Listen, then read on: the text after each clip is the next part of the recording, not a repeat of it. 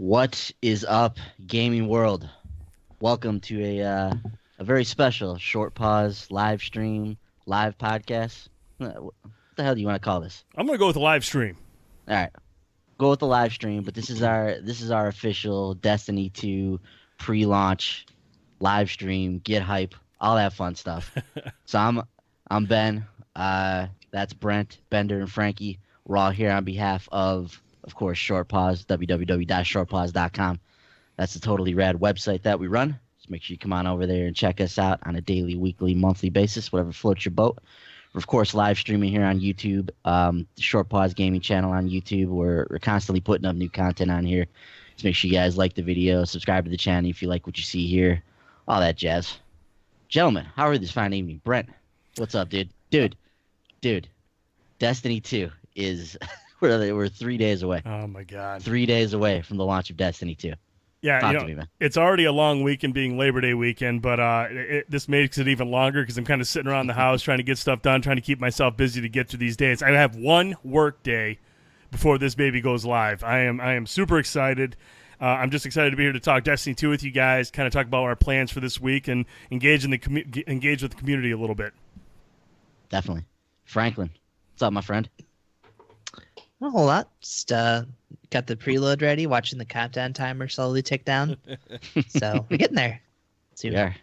We are imminent to the launch of Destiny 2. Bender, what's up, dude?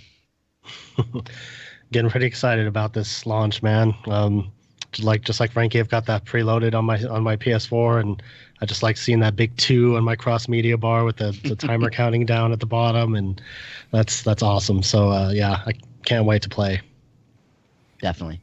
So we're basically here as a result of one of our longtime listeners, Herman. He sent us a request. He was like, "Hey guys, I think it'd be really cool if you guys did a Destiny 2 pre-show and talked about the game and what's coming up and yada yada yada." So we're like, you know what, Herman, that's a damn good idea. So here we are, Sunday night, 3 days away from the launch of Destiny 2. So what we're gonna do here, we're gonna talk about some of the things we're looking forward to with the game. Talk about some of the things that have come out about the game this week. Talk about some of the things we might be concerned about. We're basically going to get you guys ready for the launch of Destiny 2 in just a few short days here. So, but before we get to Destiny 2, I want to touch back on Destiny 1 for just a minute with you guys. Destiny 1 is holds a special place in the short pause halls here. So I just want to go around the horn here. I want you guys to tell me your one favorite moment from Destiny over the last 3 years. So gun to head, like this is the one that's going to come up to the top of your mind when I'm like, Brent, what is your favorite moment from the first 3 years of Destiny? You say what, my friend? I think it's experiencing the Vault of Glass raid for the first time. I mean, there's been so many elements to it, but I mean, the raids were always the big talk of Destiny. That was supposed to be the big end game content. And I wasn't sure what to expect from it. We weren't sure if these were going to be as elaborate and as crazy as they had said they would be. Obviously, we saw a trailer for Vault of Glass when it started. But actually playing through it for the first time with you guys and with friends and finally beating Atheon, it was really just that was probably the highlight of my time with Destiny. The most memorable moment, because that was my first time experiencing these epic raids that Bungie was able to kick out. Yeah, dude, the Vault of Glass was a game changer for me. That was... we didn't know at the time what Destiny was going to become or what it was going to become for us and how much time we were going to put into it. But we first started playing the game. We were having fun with it. We're going through the paces, and then we start hearing about this raid, and then the raid comes out, and we finally get together with our first group of people, which is where we first met Bender, in that first raid group, and we went into the Vault of Glass, and you're dead right, dude. That was an experience I'll never forget, and it's changed me as a gamer as we sit here today. Prior to the Vault of Glass, I was somebody who always was, a single-player guy. Like, I like to play the single-player games, never really did anything cooperative, never really did anything multiplayer. He was like, give me the Uncharted, give me the Last of Us, the Mario, all that stuff, and I'll sit down and I'll play through this game and I'll have a good time with it. But the Vault of Glass, I had never played anything like that before, where you had 6 people who had to work in tandem. There was no option here for the lone wolf. There was no option to not be on the same page with your team. The amount of teamwork and the clever way that these raid puzzles were set up was just it was a game changer, dude. And I'll never forget that experience. Just playing through that, I remember just thinking in my head, like, this is so awesome. Like this is like next level stuff here. Mm-hmm. And yeah, the Vault of Glass for me, man, it was one of the great moments in our very early Destiny history. Bender, we met you on that raid, man. You remember that first jaunt through the raid there? I do, yeah. I remember. I think I still have a screenshot somewhere of like Brent's original post of looking for group or looking for members who have never done the raid before, and it's kind of funny you mentioned the lone wolf thing, because up till that point I had pretty much soloed everything in Destiny. I was just playing by myself, wasn't really teaming up with anyone that much, and but once I got in with you guys, played through the raid, loved it, and that started our journey. And and eventually led to me joining Shore Paws, and yeah, that's that. From then on, it was just like Destiny was just fun with friends, Yeah. So yeah, that's definitely a special moment for sure. Dude, I still remember manning the right side of the Templar as well with you. It was me and Bender on the right side. We were holding it down for those oracles, dude. We were giving them the business over there. Yep. Yeah, just a lot of fun with the raid there. Frankie, when did you first get into the Vault of Glass? I don't remember. I know Bender was there because I just kind of had a ragtag group of people I finally went through it with. So I know Bender was in there. I had a buddy from the last side I was with, his cousin. I don't know. It was a weird group of people, but it was an interesting time. I didn't really have like any like of the proper gear going in there or anything. So.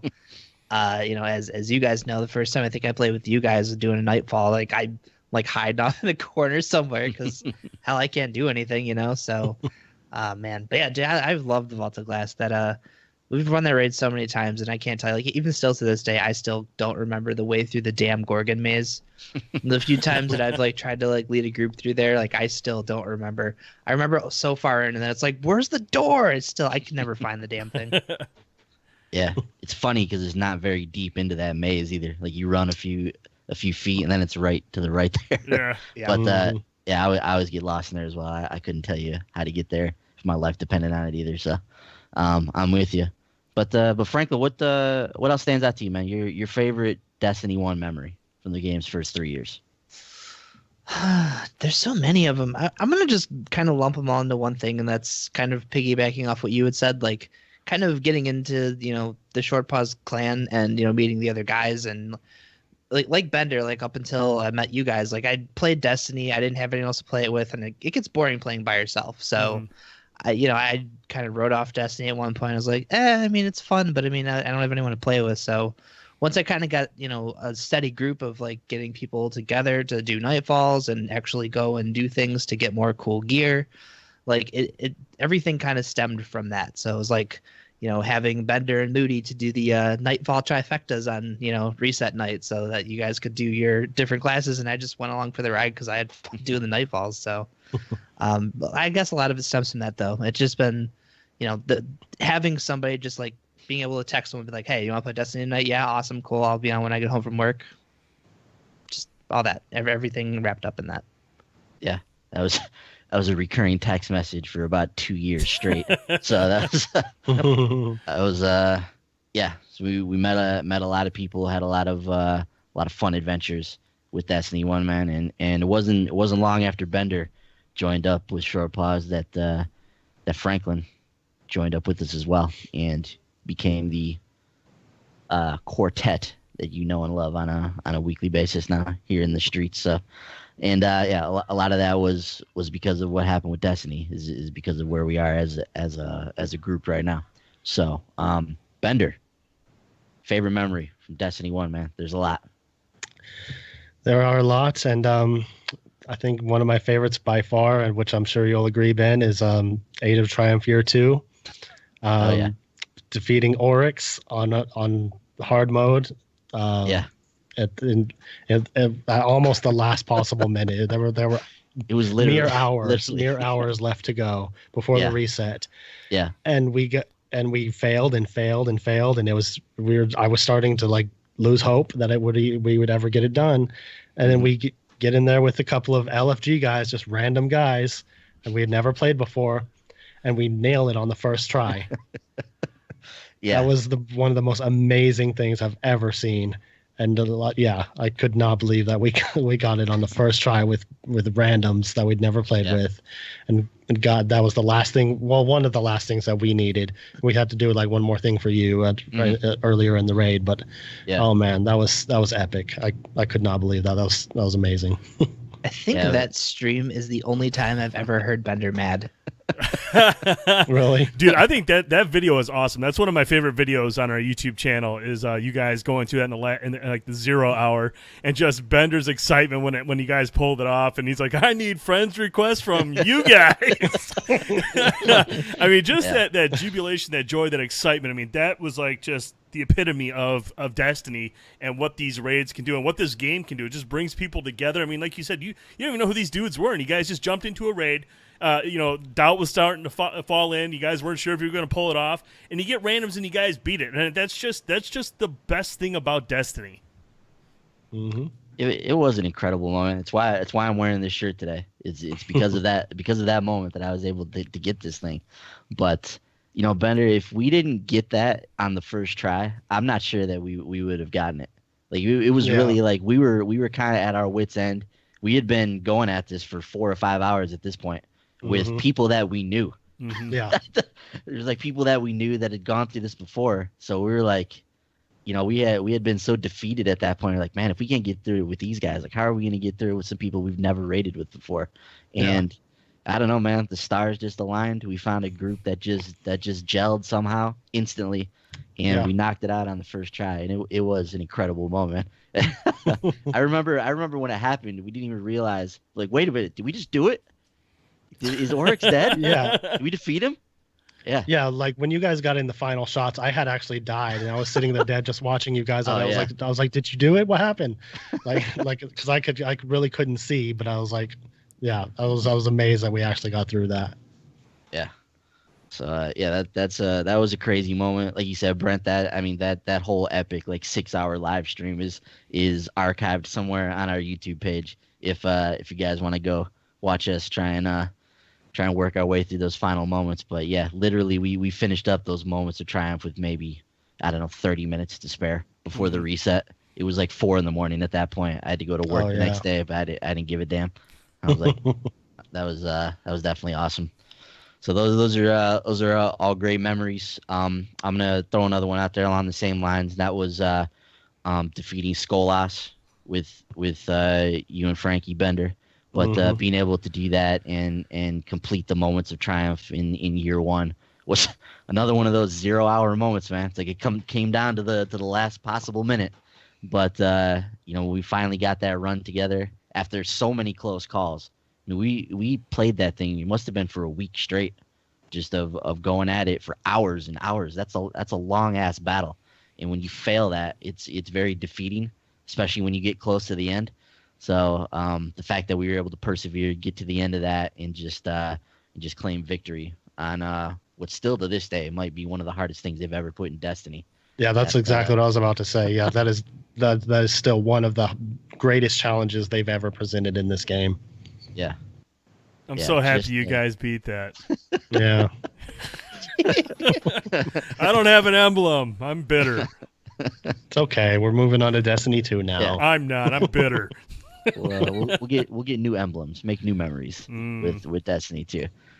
But yeah, so I just wanted to take a few minutes and just look back on this game because, like I said, it holds a special place for us here at Short Pause. Not just because of how many hours we put into this game. I've never played a game as much as I've played Destiny, and I know it's a similar thing for some of you guys as well.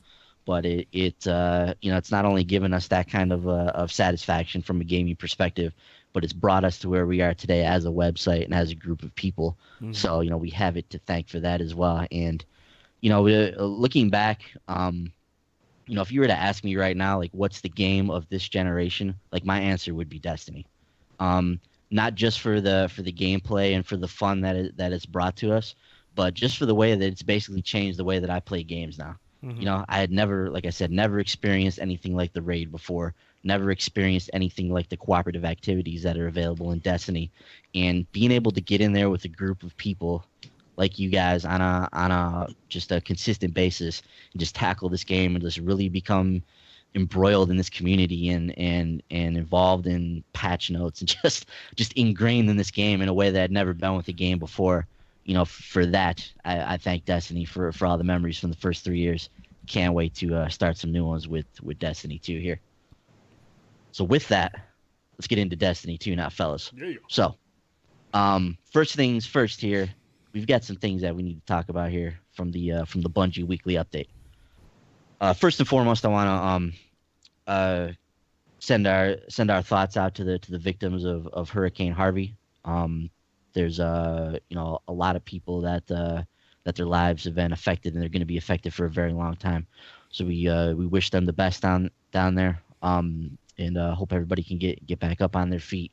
I've got family down there. I know a lot of you guys have friends and family down there, out there as well. So our thoughts out to them. And Bungie has a special pin you can purchase right now from their website, $14.99. The proceeds go to the hurricane efforts. So you also get an emblem for Destiny 2. So if you're interested and you haven't done so yet, hop on over to the Bungie store, grab one of those pins, and support a good cause while you're at it. Now, when it comes to Destiny 2, there's some important nuggets that we need to touch on here from the Bungie weekly update. First of all, in regards to the end game, I'm going to read this directly from the Bungie update. After launch, there will be a few rituals and firsts that you might want to plan for as you ascend to orbit around the Destiny endgame. Some of these activities will be ready waiting for you as soon as you play your way through to them. Others will go live shortly thereafter, giving you and your teammates time to prepare and get geared up and ready to go. So here's the dates you guys need to mark on the calendar. Night Falls will be ready as soon as you are. So the Nightfall is going to be ready right out of the box. As soon as you hit the light level that's going to be required for that, you will be able to hop into your first Nightfall. The raid, we have a date for this, September 13th at 10 a.m. Pacific time. So September 13th, that's another Wednesday, right? The Wednesday after the release. The Wednesday after release, so 1 week. In 1 week, the raid will become available at 10 a.m. Pacific time, 1 p.m. Eastern time on September 13th. And Bungie has said there will be no preview. Like usually they release a little 30-second trailer of the raid to get you kind of hyped up for it. None of that this time. The raid is going to drop, and then you're just going to be sent to the wolves. We don't know what the required light level is going to be to get into the raid yet. I'm sure they'll divulge that information as we get close to it. But we have 1 week to get raid ready. How's that make you feel, Brent? I don't mind that. We have 1 week, but I guess my one issue I have with that is I don't want to plow through the campaign because they've spent so much time, adding to this campaign, trying to make it more robust. That to do all the things that the fans have been clamoring for. Having the raid out so early, I don't know if that it feels like it's counterintuitive. Like I want to rush through. I want to get raid ready, but I don't want to miss a lot of the stuff that they've worked hard on to give to us. Yeah. Do you guys feel the same way? Yeah, definitely. I want to get into the raid whenever we're all ready to get into the raid, but I don't want to plow through. I don't want to rush through the story, and I want to savor it. Just spend my time, enjoying what they've prepared. So yeah, I mean, if we're not raid ready by the 13th, I'd be okay with that. But I want to spend my time and play through the story. Mm-hmm. Mm-hmm. Yeah, I'm in the same boat. I guess the only other thing for me is I also want to tackle like all the strikes and stuff. Yep. Like I would rather make sure I got through all that stuff first and actually had some pretty decent gear. Because, like I said, when I went into the Vault of Glass, like I was totally worthless. I didn't have any decent guns. I just had all these bare bones like greens and whites and crap I was dragging in there. So I would like to be actually prepared for whatever we're gonna face in the Leviathan raid. And do you remember going into a raid like underpowered, and you just shooting things, and they just sit there, just and their laugh at you. life bar doesn't move. They're just laughing at you. They take a couple shots at you, and you're down. Yeah. Yep. So definitely not a good look to be in the raid underpowered. So yeah. So I'm with you guys. I'm on the exact same page. I don't want us to plow through the game in order to get ready for the raid on the 13th. So. We'll all make a pact to just play through the game as we play through. When we get raid ready, we'll be raid ready, and then we'll hop into the raid as a squad and go in there and take it down. Also, Trials. This will be the new Trials of the 9, set for September 13th. So the second weekend that Destiny 2 is out, Trials will go live. So you'll be able to hop in there and see what's changed with that. Trials, also a 4-player mode now as well. Oh, okay. Be interested to see that in action. So those are the dates. You need to note them, put them in your calendar, and be ready for the Destiny 2 storm that's coming up here. All right, a couple other things we need to note here from the Bungie update on the topic of guided games. So we know this is the one of the most anticipated new features with Destiny 2. Guided games is, of course, a new feature that will help solo players link up with clans to tackle the most profound challenges in the game as a fire team. For guided games to have a successful launch, I'm reading this from the Bungie blog, we need time for enough players to form into real clans and be ready to guide other Guardians. If there are too many solo seekers and not enough clan guides, the queues for matching will be quite long. Therefore, we're going to roll out guided games as a limited access soft beta, where only a select number of solo players will be able to use guided games for the Nightfall on 9/12. This will allow us to slowly ramp up players over the course of September and allow clan populations to grow so that everyone has a great experience. So, during this beta period, we need your clans to fully test the system at scale. All clans will be able to guide solo players, so once you've mastered the Nightfall, fire team up and guide solo players to the highest heights. You may meet some new friends along the way.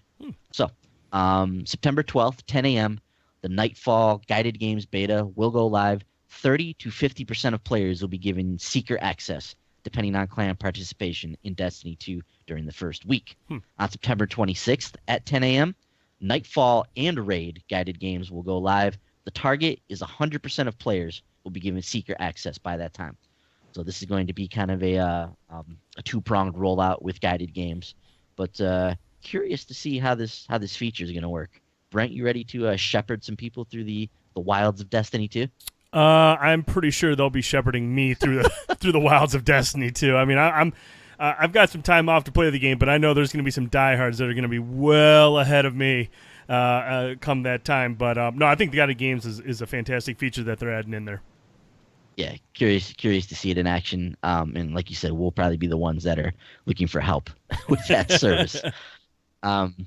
Something else here that is really interesting and may not mean something to somebody that wasn't ingrained in Destiny 1 like we were, but for us, this is kind of a big deal. So Mark Noseworthy, he put out a tweet this week, and Bungie addresses it here.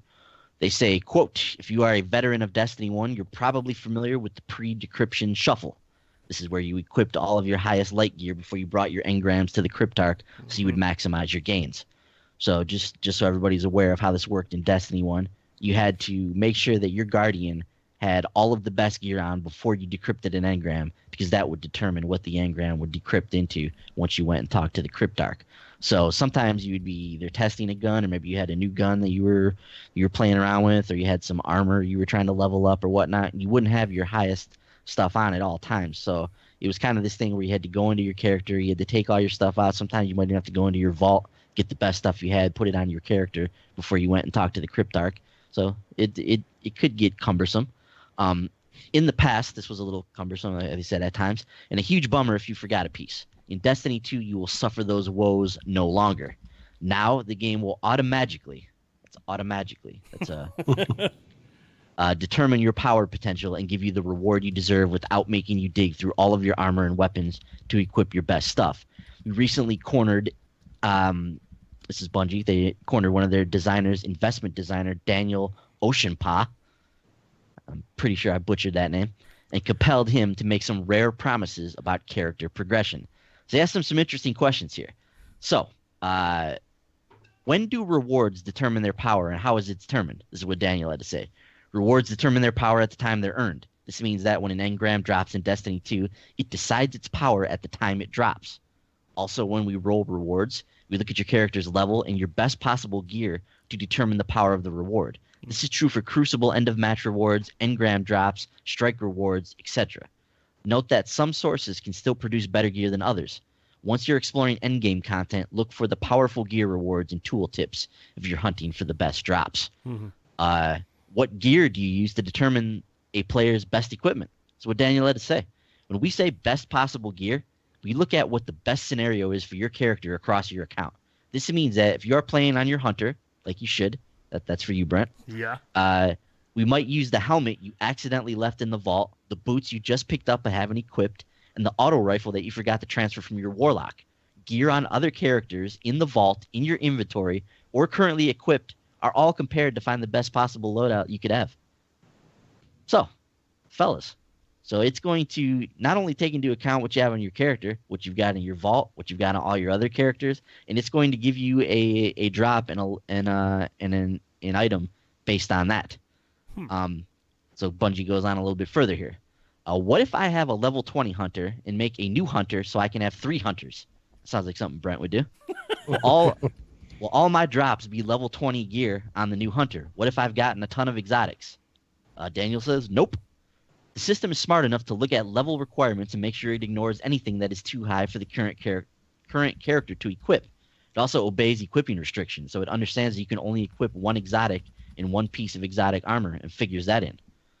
So pretty in-depth algorithm that they're putting to work here. Okay, what about the contents of the engrams we haven't decrypted yet? Are they included when you calculate my best possible equipment? While engrams do set their power at the time they drop, they don't roll what they contain until the moment you decrypt them. As a result, best possible equipment can't use their contents in its calculations. That's the one thing that won't be included in here, engrams. If engrams set their power at the moment they drop, how am I supposed to know which ones have the best gear? Mm-hmm. Destiny 2's engrams are pretty cool because they'll tell you right on the tooltip what the power they drop that is. This is the minimum power that will come out of the engram. So you can literally just scroll over the engram and it'll show you the minimum power that engram will house, which is pretty cool. So this sounds like some good quality of life kind of stuff. What do you think about this, Franklin? Sounds like we know a guy's name to blame if this backfires and gives us crap gear. Right. It does. But no, I mean that's great. I can't tell you how many times I've decrypted engrams the wrong way. Yeah. So yeah, I'm glad that they're gonna handle that for me because I'm that guy. I leave all my good stuff in the vault or on other characters. So it's good. I like it. Dude, I didn't even know this was how engrams worked until I don't know how long into Destiny. I didn't realize that you had to have your best stuff equipped on your character to get your best engram drops. I had no idea. It must have been 1.5 years before I realized that this was the case. During the Taken King, I think was when I found out about it. So yeah, I think Bender might have mentioned something about it and just kind of like mind blown. Yeah, even after he mentioned it, and after you guys, so there were still multiple times I was in a rush. I'd run real quick and have all my engrams decrypted. And I was like, shit, I don't have all my best stuff on. Damn it. So it's nice that they had this in there because I don't have to think about it, and I can just go up, get my stuff decrypted, and get the most powerful stuff available to me. Yeah, definitely. Mm-hmm. Bender, you good with this change? Yeah, I think it'll be cool. And that's also going to be good for I like to run all 3 classes. If I have 3 top level characters, I don't have to switch guns back and forth between them and stuff like that. That's what I was doing before. I would be like, oh, I'm on my Titan, but I've got my highest level guns on my Warlock. I have to transfer them over so I can decrypt these engrams. So now I don't have to do that, and that's awesome. One thing I was wondering, though, he said something about exotics. He said it's going to take into account that you can only have 1 exotic equipped. Does that mean it's not going to give you an exotic if you already have an exotic equipped? Is a legendary not going to decrypt as an exotic if you already have an exotic equipped? I mean, I was confused by that. Yeah, I'm not sure. Let's just go over that one more time. It says the system is smart enough to look at level requirements and make sure it ignores anything that is too high for the current character to equip. It also obeys equipping restrictions, so it understands that you can only equip 1 exotic weapon in 1 piece of exotic armor and figures that in. So, I don't know. Yeah, it sounds like that maybe it's going to look at your character and just kind of intelligently realize that, hey, this guy's already got an exotic gun. It's at the max level, but what he could really use is, a hand cannon that's a higher level to go along with the rest of his gear, and that'll boost his light level up. Mm-hmm. At least that's what I can guess from what that says there. But I don't know that it necessarily means you won't get an additional exotic, but I don't know. Mm. It's going to look at mine and go, well, he's got a hard light. Let's give him another hard light.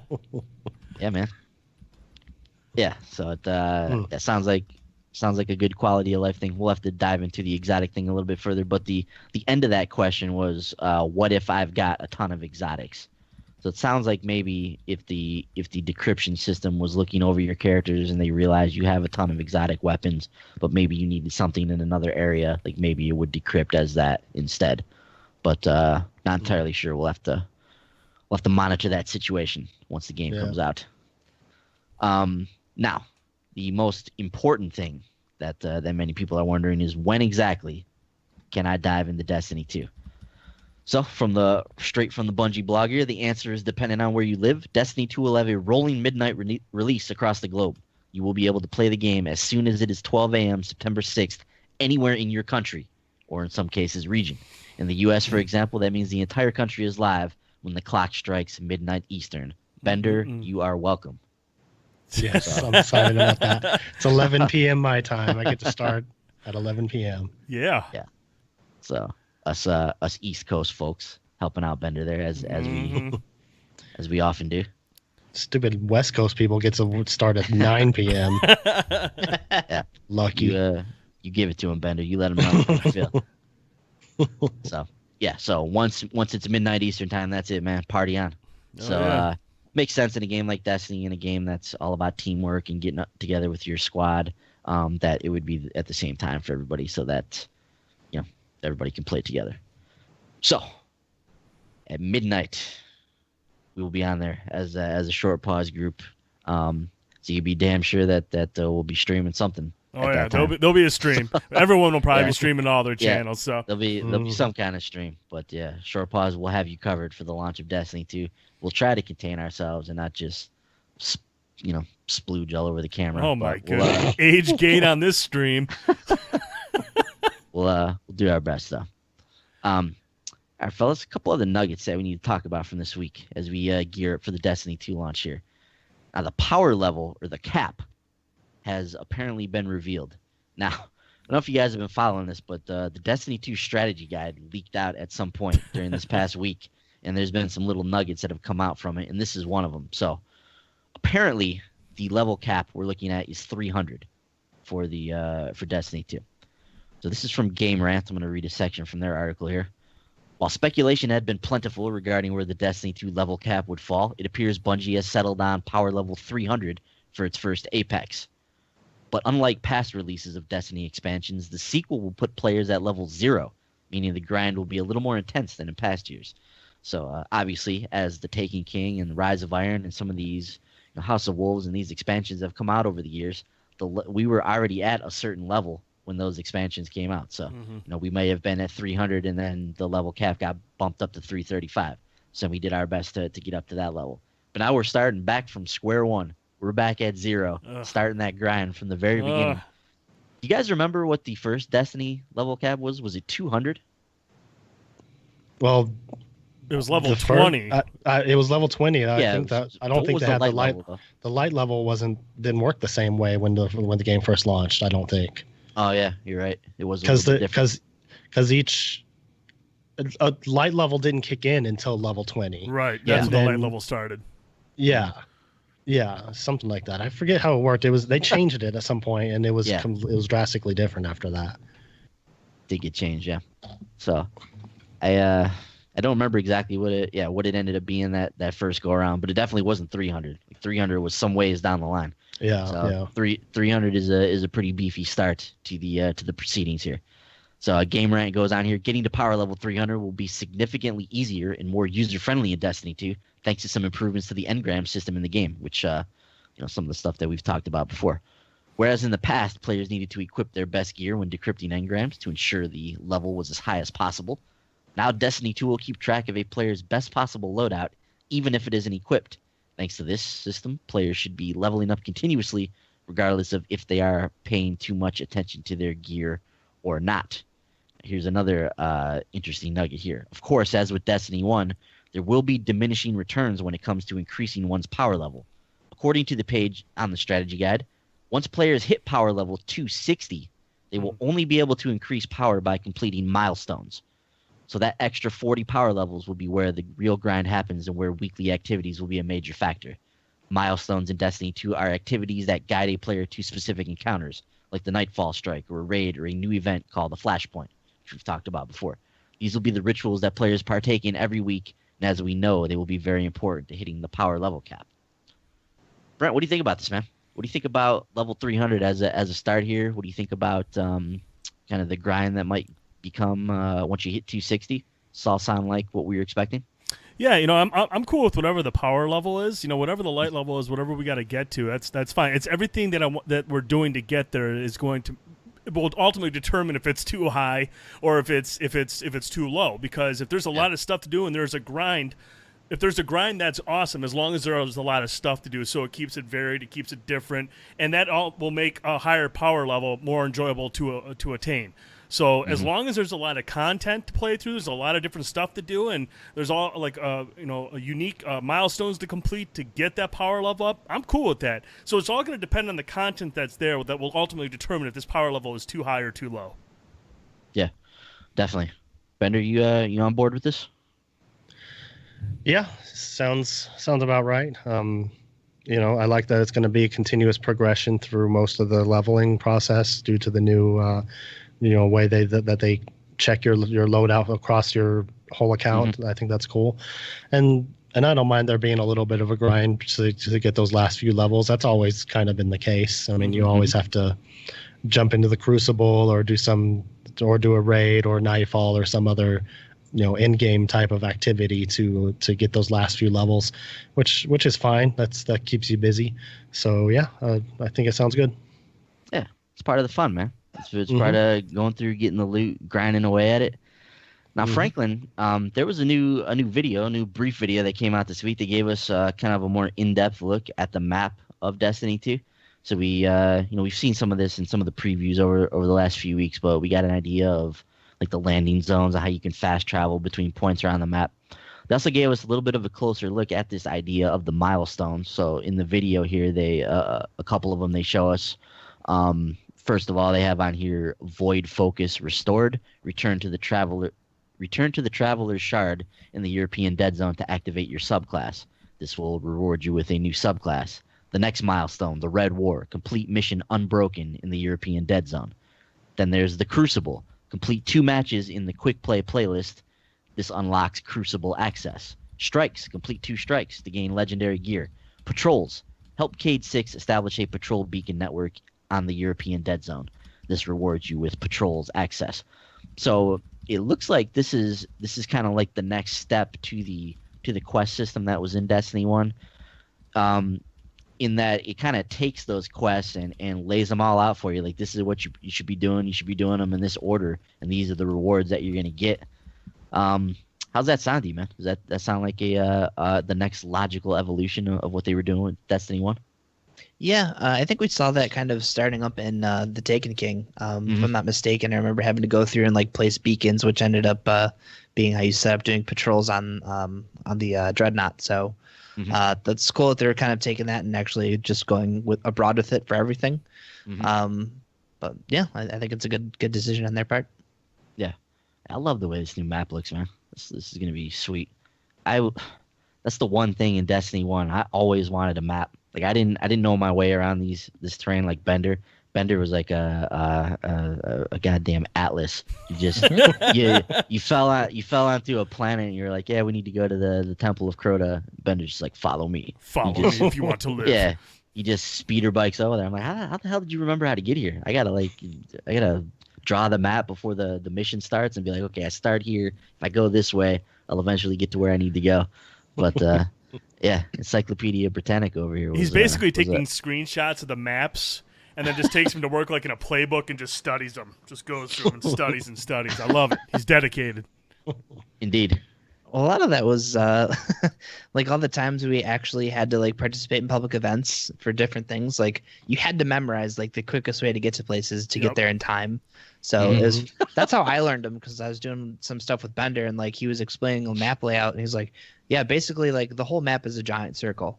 So like once I figured that out, I was like, okay, so it's just kind of remembering like the nooks and crannies in between, like all some of the areas that you don't go to as often. So it was awesome, because there are times it's like, okay, well, we need to be over here. It's going to be quicker to go back to orbit and come back in this way. So, but yeah, I love it, dude. I can't wait to explore the new map. Yeah. Yeah, all the maps on all 4 planets on the Destiny one, they're basically a circle. You could get to anywhere from anywhere. You just had to go the right direction. But yeah, I'm looking forward to getting to know the layout for the new planets and everything as well. That's going to be really really cool and exciting to explore. Indeed. Yeah, I'm looking forward to being able to pull up the map at the touch of a button and kind of see what's going on. So can't wait to get in there and try that out. Now on the topic of rewards for Destiny 2, a lot of people are curious about what us Destiny 1 players are gonna have waiting for us once we get into Destiny 2. So Luke Smith did a Q&A this week, an awesome Q&A on Wired. If you guys haven't watched this video, go over to the Wired YouTube channel and check out Luke Smith's tech support video on there. It's 20 minutes of him answering questions, and it's pretty awesome. But he touches on some interesting stuff in there, which we're going to get into in a second. But one of the main things he mentions is these rewards for Destiny 1 players. He, quote, "You're going to enter the world a little differently than people who didn't play Destiny 1. Also, you have to have the same platform in order to get these rewards. So Right. if you're an Xbox player with Destiny 1 and you want the Destiny 2 reward that comes along with that, you have to play Destiny 2 on Xbox and vice versa. If you're on the PS4, you have to play on, or if you're on the PlayStation, you have to play on the PlayStation again in order to get your Destiny 2 rewards. So he wouldn't go out and say what exactly it's going to be, but they said they wanted to keep it a surprise. But I don't know. Seems like it might be something cool if they're holding it close to the vest. So Hope so. looking forward to seeing what that is. Some of the other interesting things Luke mentioned in this Wired post here. He talked about the Cabal signal that was sent out in the Taken King. Mm-hmm. So we all thought at the time that was sent out. They were like, all right, this is a story that's unfinished. But he basically said, like, yeah, this is kind of like the catalyst for Destiny 2. Like that signal that got sent out from the Dreadnought in that mission during the Taken King. That was kind of like the foreshadowing what was going to be happening with Destiny 2. And he mentions that while you're playing Destiny 2, there will be things like this throughout the game. There's going to be little hints about where Destiny 2 is going to go from here. So we're gonna be playing missions, and we might see a signal here or something that happens there. Like, oh, what happens with this character? I wonder what's going on with the Vex. Mm-hmm. Like, these are gonna be there's gonna be these little hints throughout the world that are gonna let us know where this game's gonna go in the future. So we'll have to be vigilant, keep our eyes out for that as well as we're playing through. Another thing he mentioned was elemental mods. So this is something that we haven't touched on too much here, but there's going to be elemental mods on some of the what are they called? Kinetic Energy weapons. Energy weapons. Yep. On some of the energy weapons in Destiny 2, and you'll be able to actually change the element that's assigned to them. So if you have a solar hand cannon and there's it's void burn during the weekly activities, like you could theoretically have an elemental mod and put void damage on that gun if you really like it and use that gun during the void activities. The cool thing about this that he mentioned is that if you in Destiny 2, when you damage an enemy's shield, if you use the same type of element that's on their shield, so if I use a solar weapon and attack a solar shield and I've dropped that solar shield, it's going to cause an area of effect explosion by using the same type of element. So not only will it cause double damage on the enemy that you're attacking, but it'll damage the enemies that are around them. He said it's a pretty sizable explosion. Yeah. So and they also mentioned that, sweet. and the damage to the enemy with the shield, I believe it's double damage. Yeah. It'll cause double damage to the person with the shield, and like you mentioned, the area of effect will be an explosion that'll damage other enemies around them. I think that's awesome. I think that's really cool. That's a subtle tweak too. It's a subtle bit of strategy that's now going to come into play where before you may have just jumped into an area and just started blind fire and just using whatever weapon you had. But now when you're like, man, I'm about to go into this area. These guys all got solar shields. Let me rock this solar pistol so I can go in here and just wreak havoc on these dudes. So that's going to be like another thing that we're gonna be thinking about as we're going through these missions now. Now he also mentioned a couple of paths for some of the subclasses in here. And Brent, this is for you, buddy. Uh-oh. But Luke extolled the virtues of the way of the sharpshooter path in the hunter. So first and foremost, he thinks that this is going to be the best PvE path for hunters to go down. But the golden gun will now be able to perform precision shots. So with those precision shots, It's going to be tough for me to say that. You're going to be able to do precision damage, obviously, on enemies. Now, the next step in that path, you'll be able to, with multiple precision shots, increase the damage so it will move up on like an escalating scale. Hell yeah. So you'll be able, and you can deliver it to more than one enemy. So if you're fighting a group of enemies, you precision shot one guy, you do the next guy. Maybe there's a boss sitting over there in the corner. Yep. Like that damage will increase, and by the time you get over to the boss, you'll be able to do that much more damage if you hit him with a critical hit. Then from there, your precision hits will create orbs. And Luke claims that this is going to be the highest orb generating class that they've created yet in Destiny with this ability with the way of the sharpshooter. So as you're dropping these precision shots and you're doing the damage that you're doing, orbs will now continue to drop once you get to that level in the sharpshooter path. So they're doing some interesting things with some of these subclasses here. How do you feel about that, man? Dude, I love that because that was the one thing I loved about playing as a Night Stalker, as a hunter, going with Night Stalker, because you had the tether. And when you tether a whole group of people and you do a ton of damage, you could kick out a ton of orbs. And that's why I always like playing that, because I like getting everyone else's supers powered up. So now that I can stick with my badass golden gun and generate a bunch of orbs so you guys can bring on your weak ass stormcallers, I think that's awesome. Man, the highest orb the Night Stalker generated a lot of orbs. A lot of orbs. If the sharpshooter gunslinger class is generating more orbs than that's impressive, man. So we'll be on the lookout for that. But fellas, us warlocks, we're not out in the cold here. No. So Luke talked about the Voidwalker class, and one particular path that they're able to take is this Devour path, as they call it. But this is an ability that the Voidwalker can activate either by consuming a grenade or by melee killing an enemy. And once you're in Devour mode, each of your kills actually regenerates health. So if you're in a pinch and you need to start regenerating some health, like pop that Devour, pop your grenade or melee kill an enemy, go into Devour mode, get your health back up. He also said that there's a node in that path through where your Nova Bomb like fires like fast, so the velocity increases greatly with the Nova Bomb there. So we'll have that to look forward to as well. So some cool sounding things that they're doing with the subclasses. What do you think about this stuff, Frankie? Sounds like they're trying to explore some different ways to tweak the subclasses. So even the ones we've known, like the Voidwalker and the Gunslinger, which we've played in the first Destiny, they're going to be different in Destiny 2. What do you think about what they're doing here, man? Just from what we know. I'm intrigued to kind of see how this works. It'll be really cool experimenting. I know you could do a little bit of experimenting in the first game, but it was pretty limited. Yeah.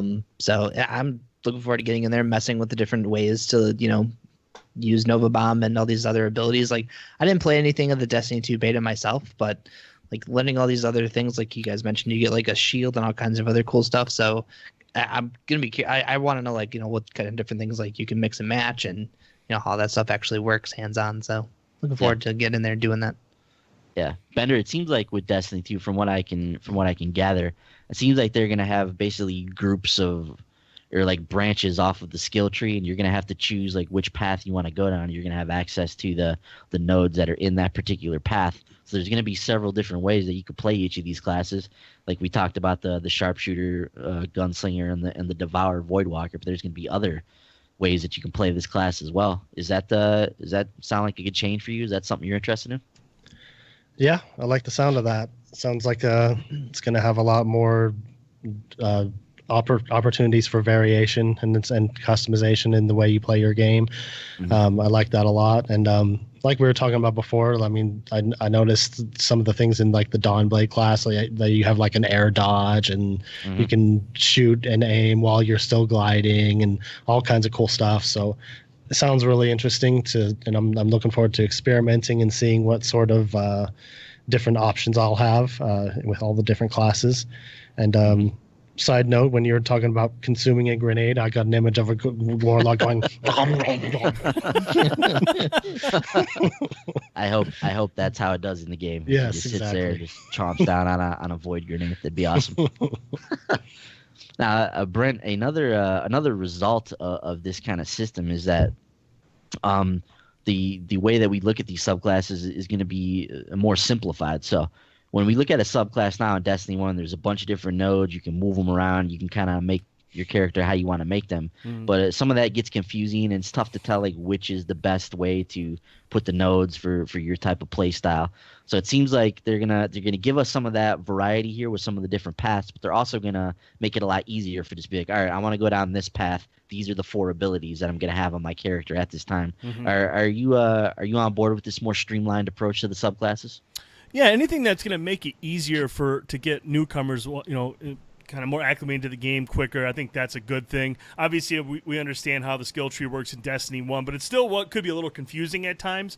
But, hey, streamlining things, making it easier for newcomers, I think that's always a good thing. And I'm sure there'll still be some depth to it, even if it is a little bit more intuitive. Yeah, definitely. And the final and probably most important thing that Luke had to tell us was that Cade can eat ramen. So we have confirmed this. Not that it'll do anything for him. He said Cade can eat whatever he wants, and ramen is a part of that. So that's going to be a huge plot point in this game, I can assure you. Yeah, dude, eat all the spicy ramen you want, Cade. You've earned it, buddy.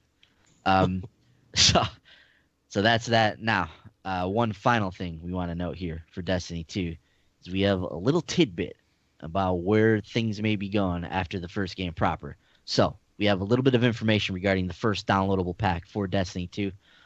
This comes via Kotaku, but it's supposedly going to be called The Curse of Osiris, and it's scheduled to be out in December, 3 months after Destiny 2 launches on September 6th.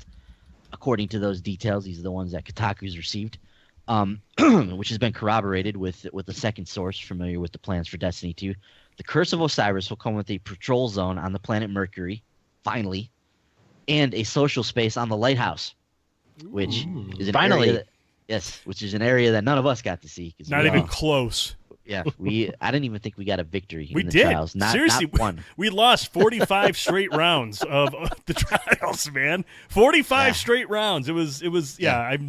I've seen the Lighthouse from afar. I know a couple of the other guys have made it to the Lighthouse, but no, I never came close.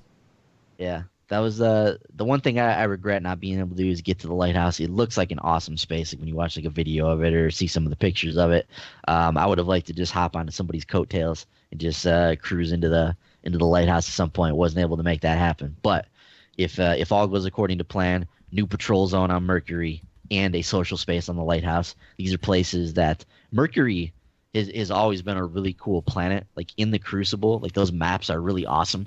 So it's always been like, man, it would be sweet to be on Mercury. So looks like we're finally going to make that happen. Obviously, that's Osiris's place as well. So we've heard this guy talked about all throughout Destiny 1. We know he's going to be a part of Destiny 2. He could be a part of the story of Destiny 2 as well. We don't know. But he will be featured in this first piece of content. And, we're going to finally get to see the Lighthouse, fellas. As far as the story for the DLC, it's said to revolve around saving Osiris from the Vex. So whatever that entails, we'll find out. Brent, how's it sound to you, man? Dude, I'm just ready to play, man. I'm just ready to play. This all just sounds like exactly stuff that we needed, quality of life stuff. I'm pumped, dude. Definitely. Franklin, how do you feel about going to Mercury, saving Osiris, living it up in the Lighthouse? Does that all sound like something you'd be ready for? Hell yeah, man. I'm more so surprised though that they're talking December. Yeah. I feel like we were a while before we saw the Dark Below. So maybe this is a sign of things to come, how quick we're going to get some expansions.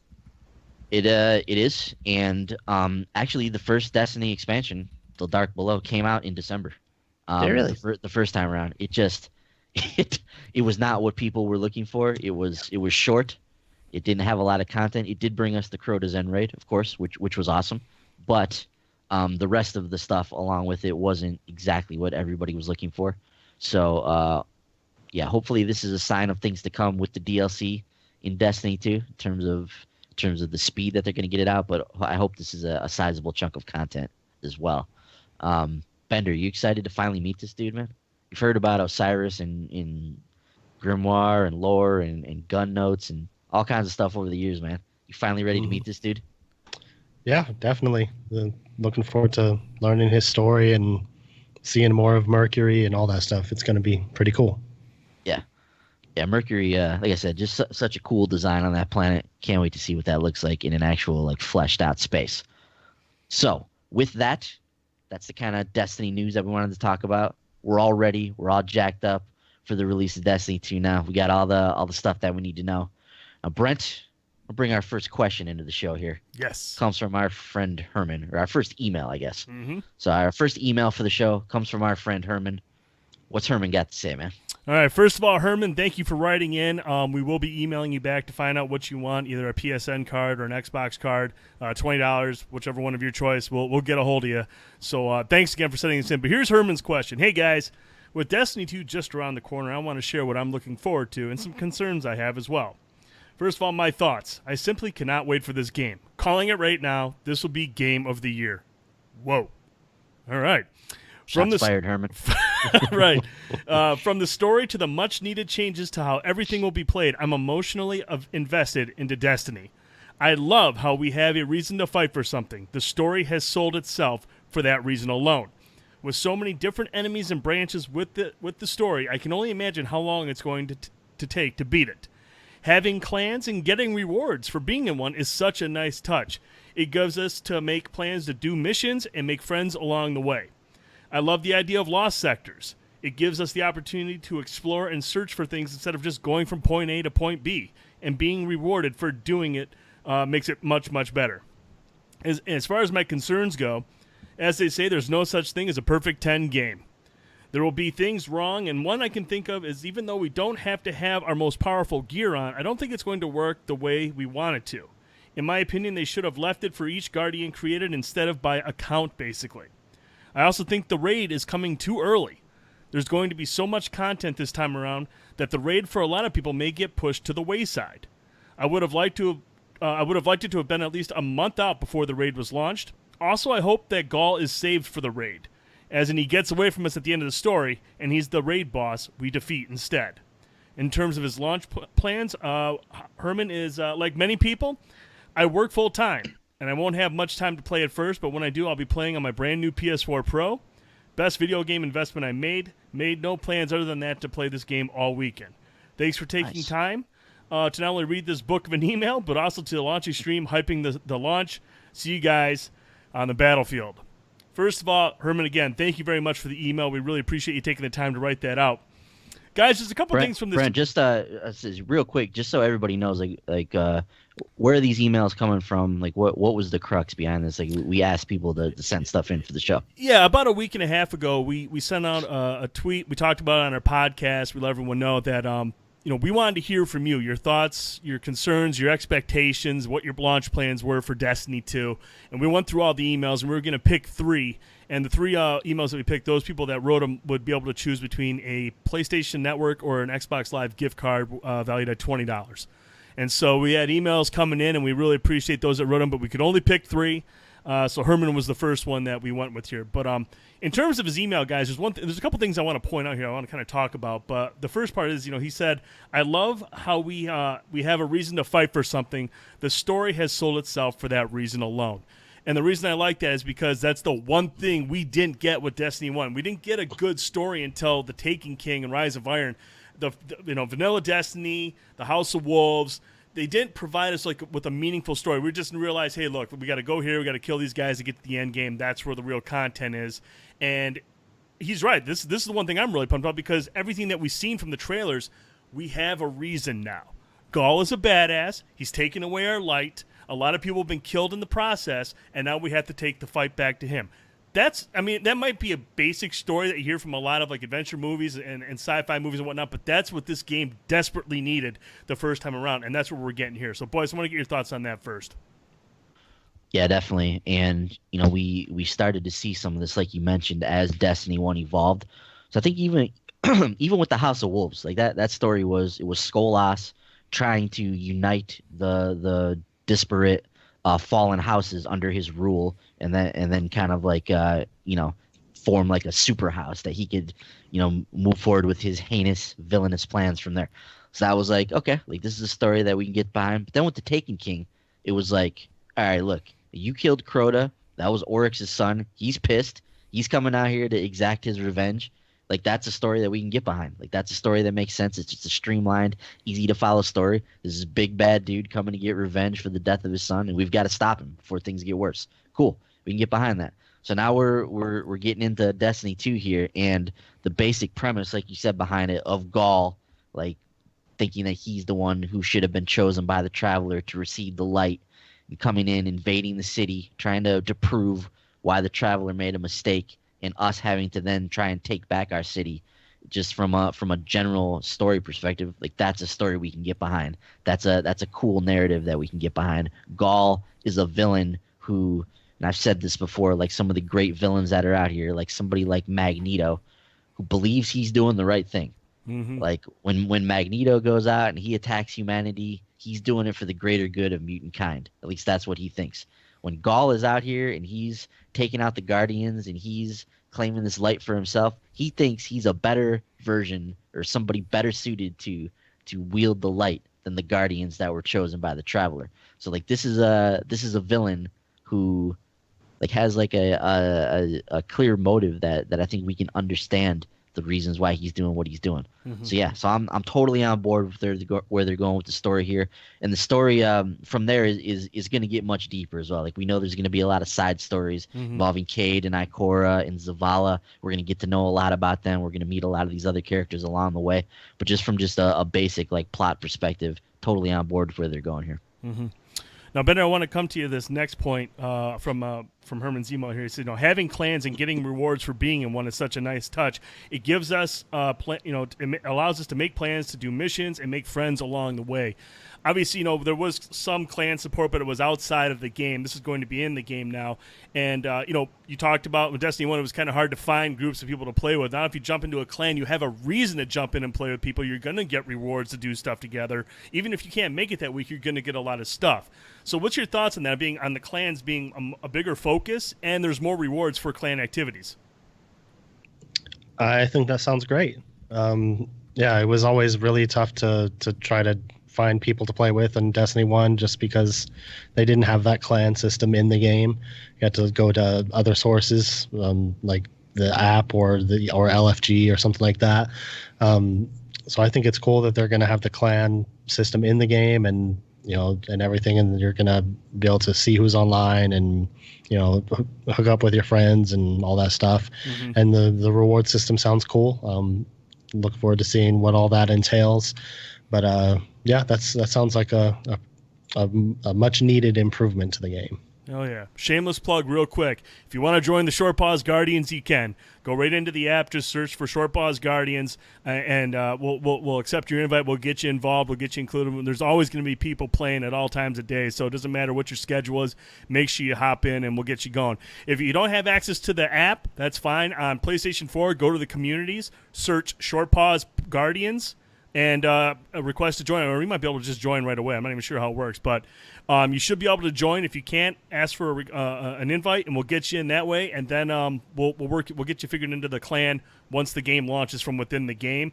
And same on Xbox. If you go to the clubs, search for Short Pause Guardians, join that, and we'll get you included through the clan through that way. So multiple ways to join the Short Pause Guardians. Like I said, we're just looking for people to play with, people that want to experience Destiny 2 with others that love the game, that love the experience, that love to work together and have a good time. So Short Pause Guardians, look it up. We're always looking to bring on new people, always.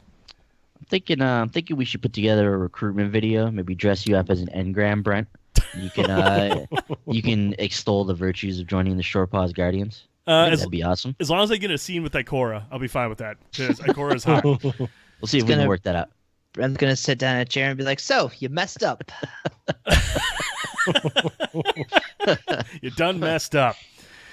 Frankie, I want to come to you on this next section here that Herman mentioned. I love the idea of lost sectors. It gives us the opportunity to explore and search for things instead of just going from point A to point B.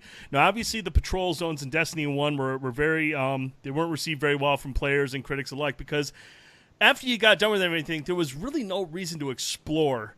And the patrol missions were very, very generic and, for lack of a better word, boring. Now that we have these lost sectors, that we have these adventures littered throughout the map, you are going to have a reason to explore and go around. And I want to get your thoughts on that. What are your thoughts on this compared to what we did in Destiny 1? Yeah, like you, I'm gonna find my time myself with a lot of downtime playing by myself. And when you did it in Destiny 1, like you said, the stuff you had to do was really boring. Um, I can't tell you how many times like I would just do patrols and just run around and like either go back to orbit or go back and just try to do like the kill X amount of enemy things just to get them done. Right. And I mean, even like I think back to like when what's the fusion rifle? The one that we had to sit and wait for public events for. Bender, help me. Sleeper Simulant. Sleeper Simulant. Yeah, That's the that one.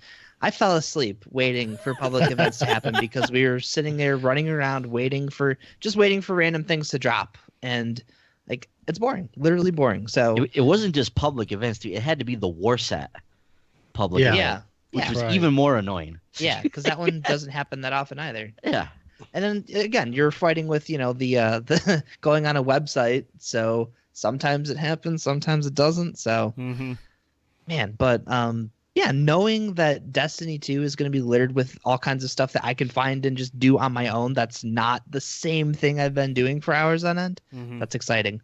And I know, like you, like I just want to get out there, explore, find these things, slay some badass bosses, and get some sweet loot.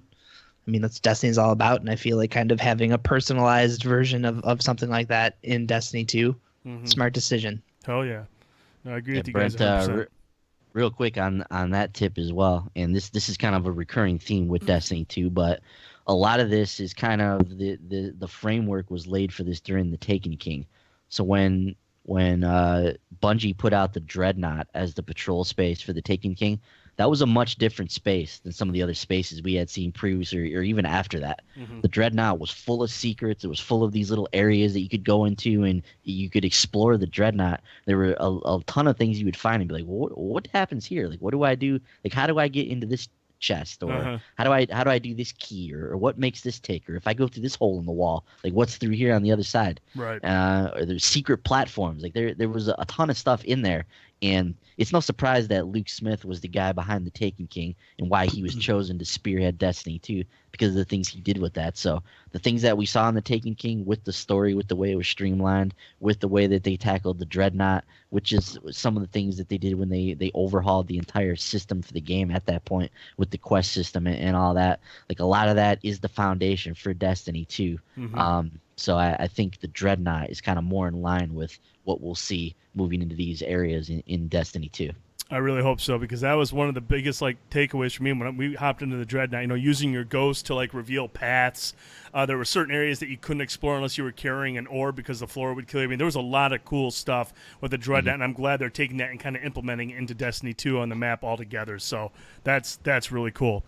The last thing I want to get all you guys' thoughts on is this last part from Herman's email. I also think the raid is too early. There's going to be so much content this time around that the raid for a lot of people may get pushed to the wayside. Now I'm going to counter on this one. I think the biggest concern is a lot of the lost sectors and the adventures and a lot of that stuff is going to get pushed to the wayside so people can get raid ready. I mean, there's a lot of people that love these raids. I'd be more concerned about people not taking the time to make their way through the Destiny campaign or the Destiny 2 campaign and explore the worlds and all that stuff. They're going to rush to get raid ready. I'd be more concerned with that happening. Boys? Yeah, Brent, one of the things we talked about with Destiny 1 is I was a little concerned with the way that I thought people may have been reviewing the game or people may have been playing the game. If you remember that game, either there wasn't review copies sent out or they were just sent out with the launch of the game, so everybody got in at the same time. But Yeah, the people servers all went live at the same time. servers all went live at the same time, so people were pounding through that game in order to be the first one to get their review out. And we spent a long time playing through that game before we actually put a review out of it. We spent a month playing through the game and doing some of the different things. And I think that's the way, or that at least that was the way to properly play Destiny 1 at the time. Right. And I feel like that's going to be the way to play Destiny 2, is to kind of take your time, is to get in here, experience the game for what it is, not try and just power through all of the content as quickly as you can. Because then what are you going to do after a week? You're going to be sitting there like, man, I already did everything in the game. I got nothing to do now. Well, you played it for 24 hours a day for 7 days straight. What do you expect?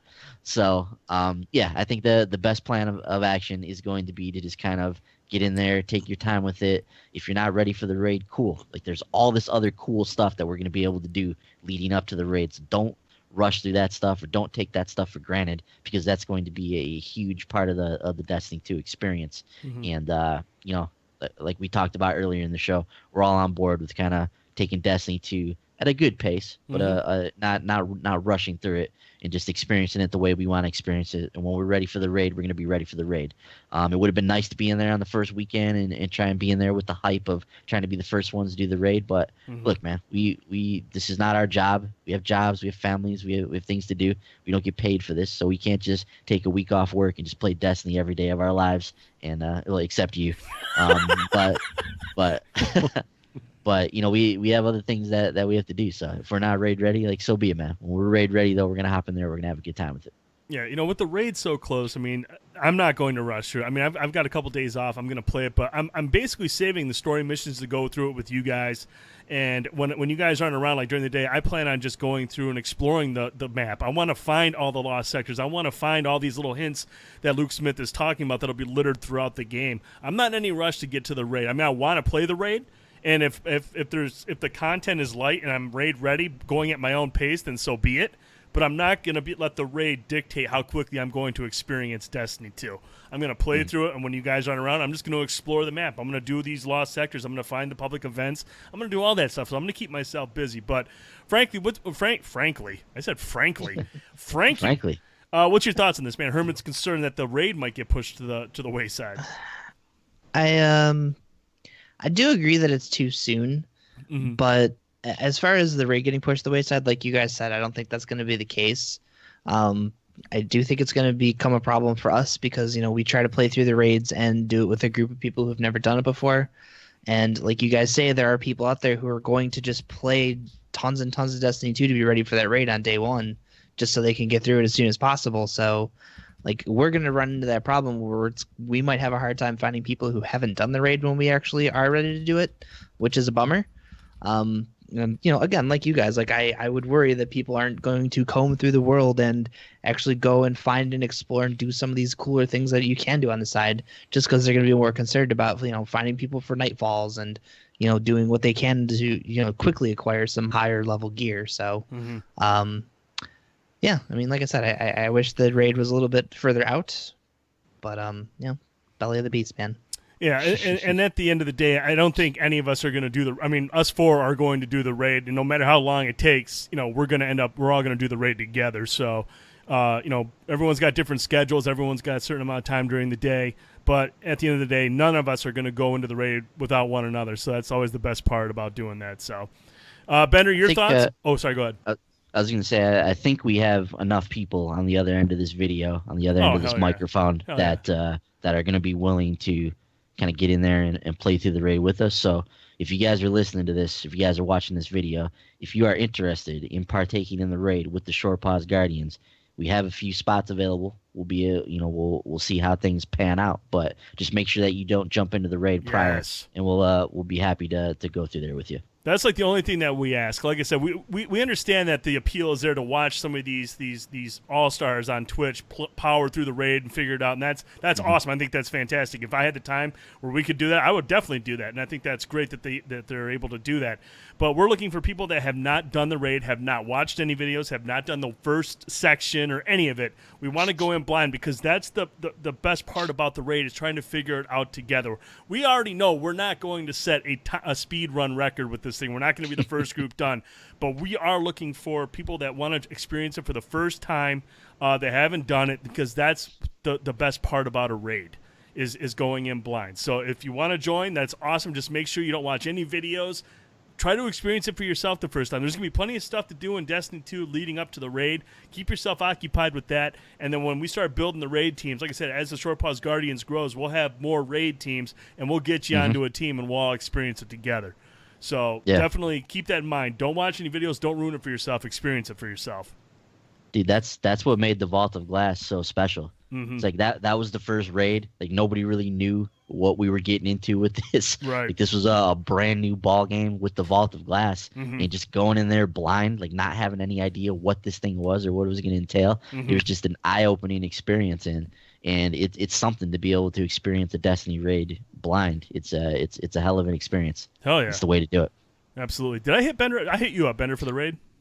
Not yet, but Okay, I want to I'll get your just thoughts say, on I'll just say real quick. I do kind of agree that the setting it a week after launch is a little soon, that. because there are going to be people. The hardest of the hardcore are going to be rushing through the story, doing and they are going to put everything else on the way by the wayside to get through get raid ready and beat the raid first. There are teams out there who compete for worlds first every single time a raid drops. So those people are going to be there trying to get through it as quickly as possible. So it would have been nicer. I think it would have been nicer if they had put it like maybe a month off. That way those people could, instead of focusing on rushing through everything, could take their time and explore, and they'll have plenty of time to be raid ready, and then they could rush through the raid when it drops. So yeah, a week is a little soon, but like you guys, I'm not gonna be one of those people who's gonna try to rush through everything. I like that we're gonna kind of take our time, explore, and enjoy the game, and then when we're ready, and we'll go into it, and I'm sure we'll be able to find a few people who have that same philosophy and want to go in blind like us, and then we'll enjoy the raid. So yeah, I'm looking forward to that. Absolutely. Yeah. One other thing on that too, with what Bender was saying, I think even though a week it seems early to us, and it's going to seem early to a lot of people, like Bungie knows their audience. The Destiny fan base is extremely voracious with content. So they are gonna dive into this game and they're gonna devour it. And I think they're probably thinking like, man, if we don't get this raid out sooner rather than later, the people are going to be beating our door down. Like, where's the raid? Right. We've been playing this game nonstop. This is a huge like streaming game. There's a ton of people that stream. There's a ton of people that Destiny is their job. If they go out and they just play this, and there's going to be a lot of groups that are going to be ready for the raid even a week into it. So I think it's just them just kind of knowing their audience. And even though a lot of us aren't going to be ready for the raid, there's going to be a significant portion of the Destiny community that I think will be ready after a week. Absolutely. So thank you, Herman. We really appreciate the question. Awesome question. Awesome email. Lots of good stuff in there, man. So like I said, we'll send you an email asking what you prefer, PSN or Xbox Live, and we'll get you that code. Definitely. Good stuff, Herman. So now, Bender, you had something you wanted to say? I was just going to say, yeah, it was a good email. I appreciated it. Yeah. Shouts out to Herman for sending in a good email. Thanks, Herman. All right, fellas. The next stop on our Destiny 2 tour de force here. We're going to talk about what we're looking forward to in Destiny 2. So, whatever it may be, now's the time to get it off your chest. Bender, I'm going to start with you here. What are you looking forward to when Destiny 2 launches on Wednesday, September 6th, 12 p.m. Eastern? Midnight or 12. Is it p.m. or It's a.m. AM. at that point? That's AM. Is it a.m. at midnight? Okay. 11 p.m. Bender time. 11 p.m. 11 Bender p.m. time, 12 a.m. Eastern. BST. Yeah. The answer is everything. I'm looking forward to everything. I'm looking forward to checking out the story. I'm really excited about that and meeting the characters. Just watching some of the story trailers. I'm really excited to meet like Hawthorne and see what Cade 6 is up to and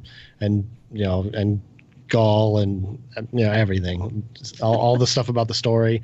I'm looking forward to exploring the new locations and finding the lost sectors and public events and all that stuff.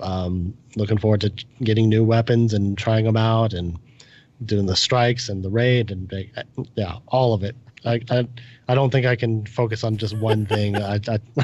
I'm just looking forward to playing the game and experiencing everything about it. It's like picking your favorite kid, Bender. You just can't do it. They're all your favorites. Gotcha. Well, that sounds good, man. I'm right there with you.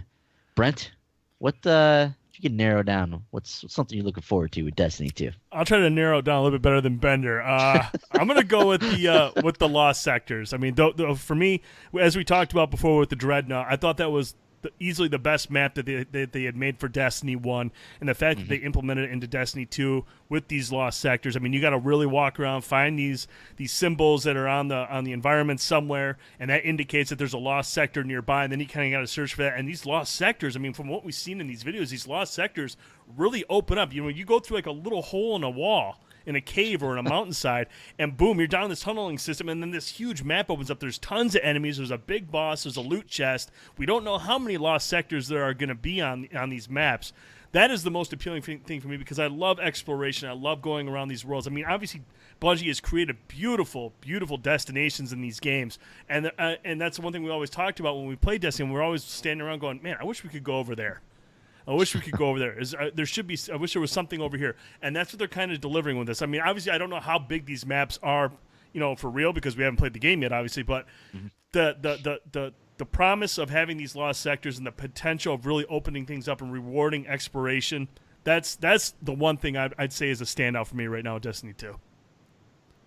And it's funny because lost sectors are in some ways like a response to all of those caves that are in Destiny 1. Yes. Like all of those caves that you go into and there's nothing there. Just a little loot chest maybe, or an enemy hiding in a corner that's going to light you up, but that's about it. If you're lucky, you find a loot chest that's got some spin metal in it or something. And it's like that was like the cave system in Destiny 1, and there's just a ton of them all over the maps, all over the place. So now those caves are going to have some meaning. There's going to be some more in-depth stuff to go into with the lost sectors. Yeah, I think lost sectors sound totally rad, dude. Mm-hmm. Franklin, what's at the forefront of your mind, man? What are you looking forward to with Destiny 2? Combination of two things, really. The Crucible. I'm not really a big competitive multiplayer fan, but I really enjoy playing Crucible, especially Control. I love it. I do fairly okay sometimes, so it makes me feel good occasionally. But on top of that would be, you know, the exotics, the new exotics. You know, like we're not coming in here with our Galar horns, or, you know, thank God we're leaving Hard Light behind. But, you know, I want to get in and you know, kind of find some of these new exclusive or new exotic guns, and you know, maybe find a new favorite really quickly, hopefully, instead of juggling between them. I hate that. I hate that feeling when you start playing Destiny and you get all these different guns and you're like, this one's all right, but, you know, then you find something better 5 minutes later, and still it's just okay. Finding the gun for you, it's the best feeling. It is. Yeah, that's that's something that I think some of us may have taken for granted. But with Destiny 2, guys, we're gonna have an entirely new loot table. Like every piece of gear, every piece of armor, every weapon that we pick up, it's a brand new item now. This is a whole new ball game, and that's really what Destiny is all about, right? It's about getting in there. It's about finding like this sweet loot. It's about building the character and playing them the way that you want to play them. So I think that's a great point, dude. The fact that we're going to go in here and get all the sweet new loot, find these new exotics, and we've seen some of the some hints at some of the cool things that they're going to be doing with these exotics, like with the Cold Heart fusion rifle we were talking about, or the Trace rifle. That's something that wasn't in Destiny 1. There's that sweet business Gatling gun that we utilized in the beta, but something like that. Like that's a gun that we didn't see in Destiny 1. Is that what it's called? The sweet business? Yeah, sweet business. So, That's awesome. The great names for the guns continue on in Destiny 2. It's good to see. That's one of the awesome things they did with Destiny 1. It's one of the reasons that I got into the game, really to begin with, was the fact that not only do you have these characters, but you've got guns that all have personalities. These guns all have stories. They've all got names. They've all got abilities and stuff. So it was a feature. It was kind of an underrated feature that I really appreciated with Destiny 1. Now it's interesting too that you mentioned the Crucible there, Franklin, because I actually really enjoy the Crucible as well. I'm not the greatest PvP player. Brent, you'll attest to that. Oh yeah. But Destiny, I can't look it up on the app anymore, but when I would go back and look at how my time was divided up with Destiny 1, it was kind of crazy that it was divided up equally almost between all of the different activities in the game. And I spent upwards of 3 or 4 days when all was said and done in the Crucible. So that's a lot of hours that I spent playing PvP, something that I don't normally play. And there's a lot of those matches where I found myself on the top of the heap, like you said, Franklin. Like it's a good feeling to getting in there. Like Destiny PvP and Destiny as a whole is a shooter that I understand. It's one that I understand how to play. So when I go into these PvP matches and I understand like what guns work for me and what abilities and what class I should use, like it's fun to get in there and actually compete with people on that level and be able to even come out on the top in certain circumstances. So I'm curious to see how the Crucible has evolved with Destiny 2 as well, man. So that's a good call on that. Also the 4v4, man. 4 short pause Guardians going in there just wreaking havoc. I don't know about all that, but yeah. Hey, no more bullet sponge for me, man. You have a shield. Out of mount. Yeah. Exactly. Okay. Yeah. Just tune into the streams of the Crucible matches, folks. We'll just see what kind of a bullet sponge Boyce is still. We'll see. Looking forward to that first Iron Banner. Not sure yeah. when that'll be, but yeah, Iron Banner is awesome. So for me, all you guys said great things about what we're looking forward to in Destiny 2. So I'm just going to piggyback off some of the stuff you guys said. I'm going to say 2 things here. First and foremost, it's going along with what you said, Brent. I'm just really excited to explore the open world of Destiny 2. So to touch down on one of these planets and just hop in here and just see like how this all works. So we've been talking about this for weeks and months about all of the different things that we're going to be able to do in Destiny 2 in these open world settings. So when I'm not doing a campaign mission, I'm going to be able to hop in and look for a lost sector or do an adventure or do one of these side missions that open up after you finish the game or do a heroic public event. Just getting into the open world and exploring these and finding all the different things that you're going to do. Like I'm really looking forward to that aspect of Destiny 2 because that's the one thing that had me juiced the most when we first found out about this game. And then, something we've talked about a few times on the show already, but the raid.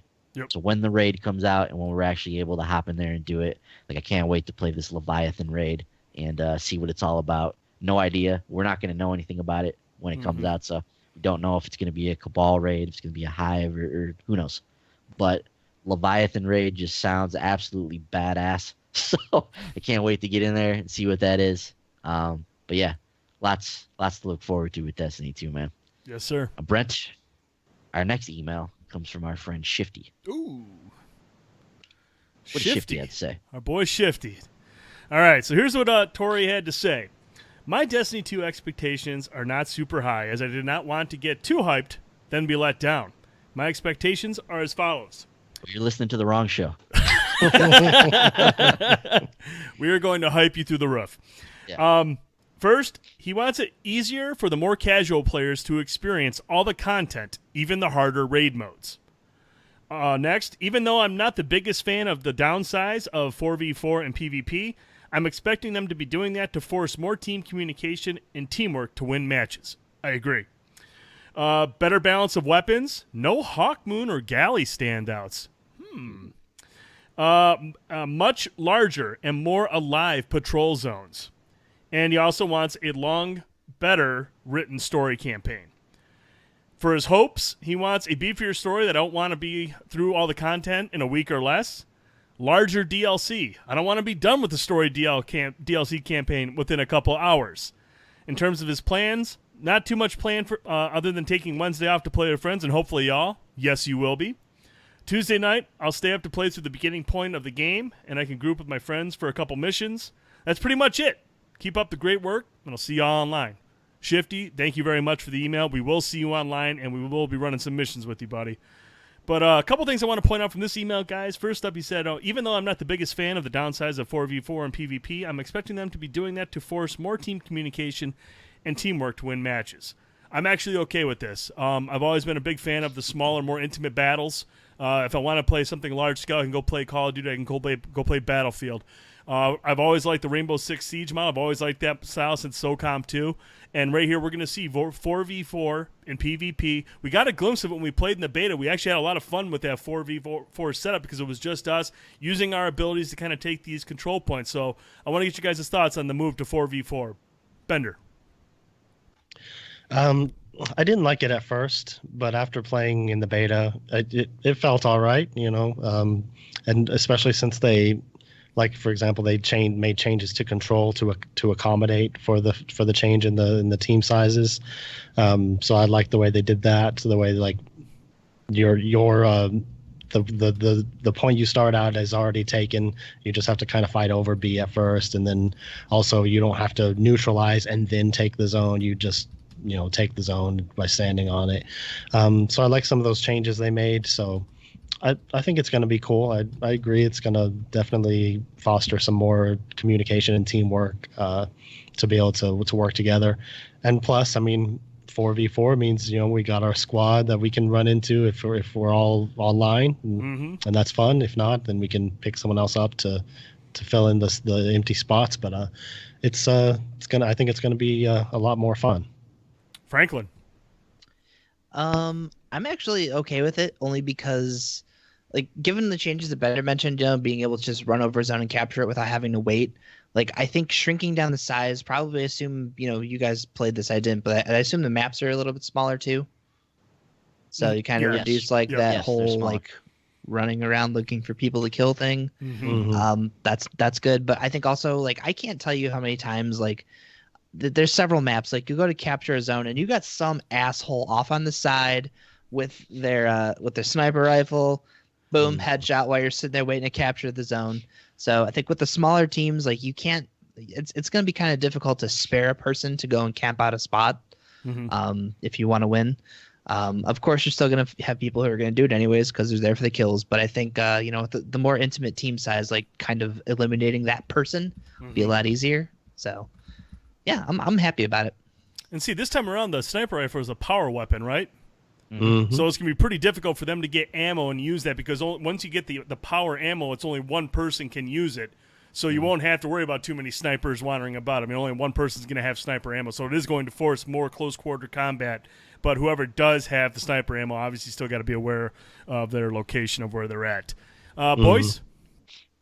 Yeah, I'm on board with trying it out. Like Bender mentioned, like with anything like this, with a big change, I think it's going to take some getting used to. So I just talked about played 3-4 days worth of Crucible in Destiny 1. So I'm used to that play style and everything that went into those modes and in the 6v6 that was in that game. So it's going to take me some time to get used to Destiny 2. But from what we played in the beta, like I think there's definitely potential in it. It's something that could be a good change for the game. It's clear that a lot of the changes they've made with the weapon system and with what they're doing in Destiny 2 is geared towards a more competitive PvP experience. So I think when all is said and done, the Crucible is probably going to be a much better place than it was in Destiny 1.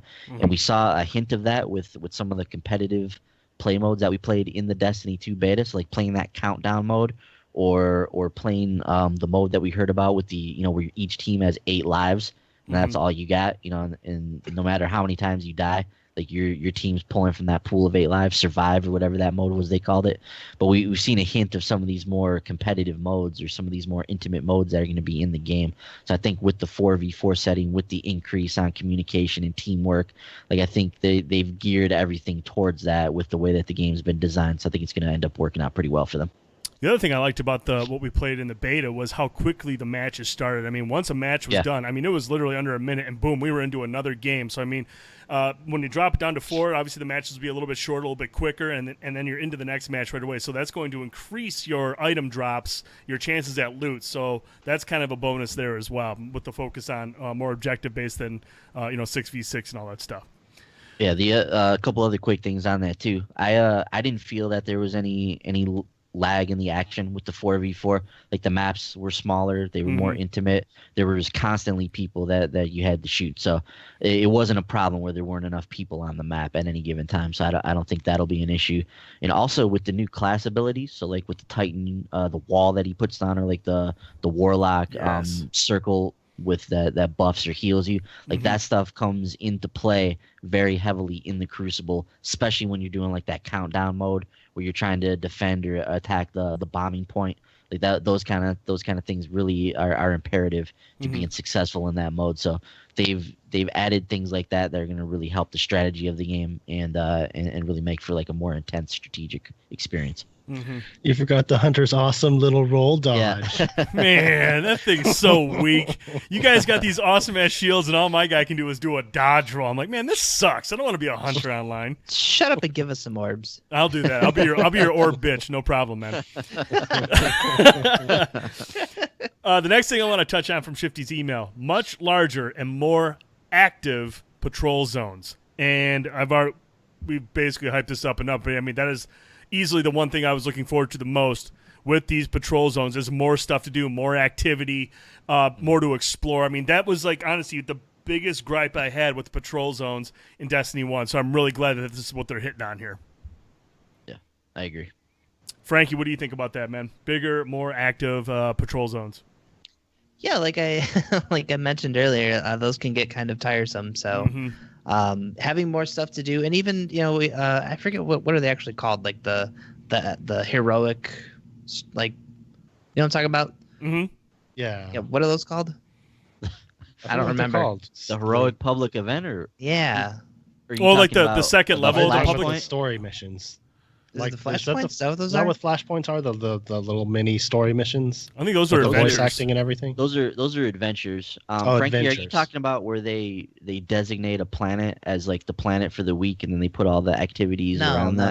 That's a flashpoint thing, right? That's the flashpoint. Yeah. No, this is like you remember we had to kill like some Urzak the Hated or whatever. Like you have these public events that there's ways to trigger a harder version of it. Yeah, that's heroic public events. Yeah, those. Like I just figuring stuff like that out. Like I'm really excited about that. And I mean, like if we're doing a public event, we go running off a certain way, and you'd see a little waypoint show up for a hidden sector or something. Like, that's awesome.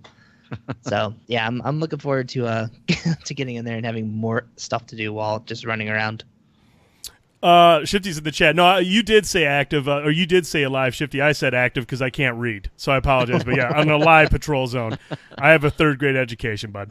The last thing I want to touch. Shouts out to the Saginaw public school system. Anyway, I went to a football school. Okay, all we had to understand was how many yards for a first down. That's all we had to care about. That's sports ball stuff, Frank. You don't hurt yourself. Look, Cleveland's football team is the Browns, so I don't think they got the same education. All right. I don't want to go off track because we want Frankie's deep analysis of the Cleveland Browns.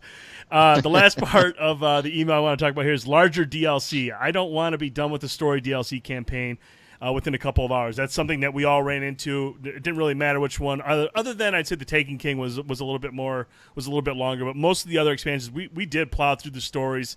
Usually within the first day or two. So, boys, I want to touch base with you first on that one.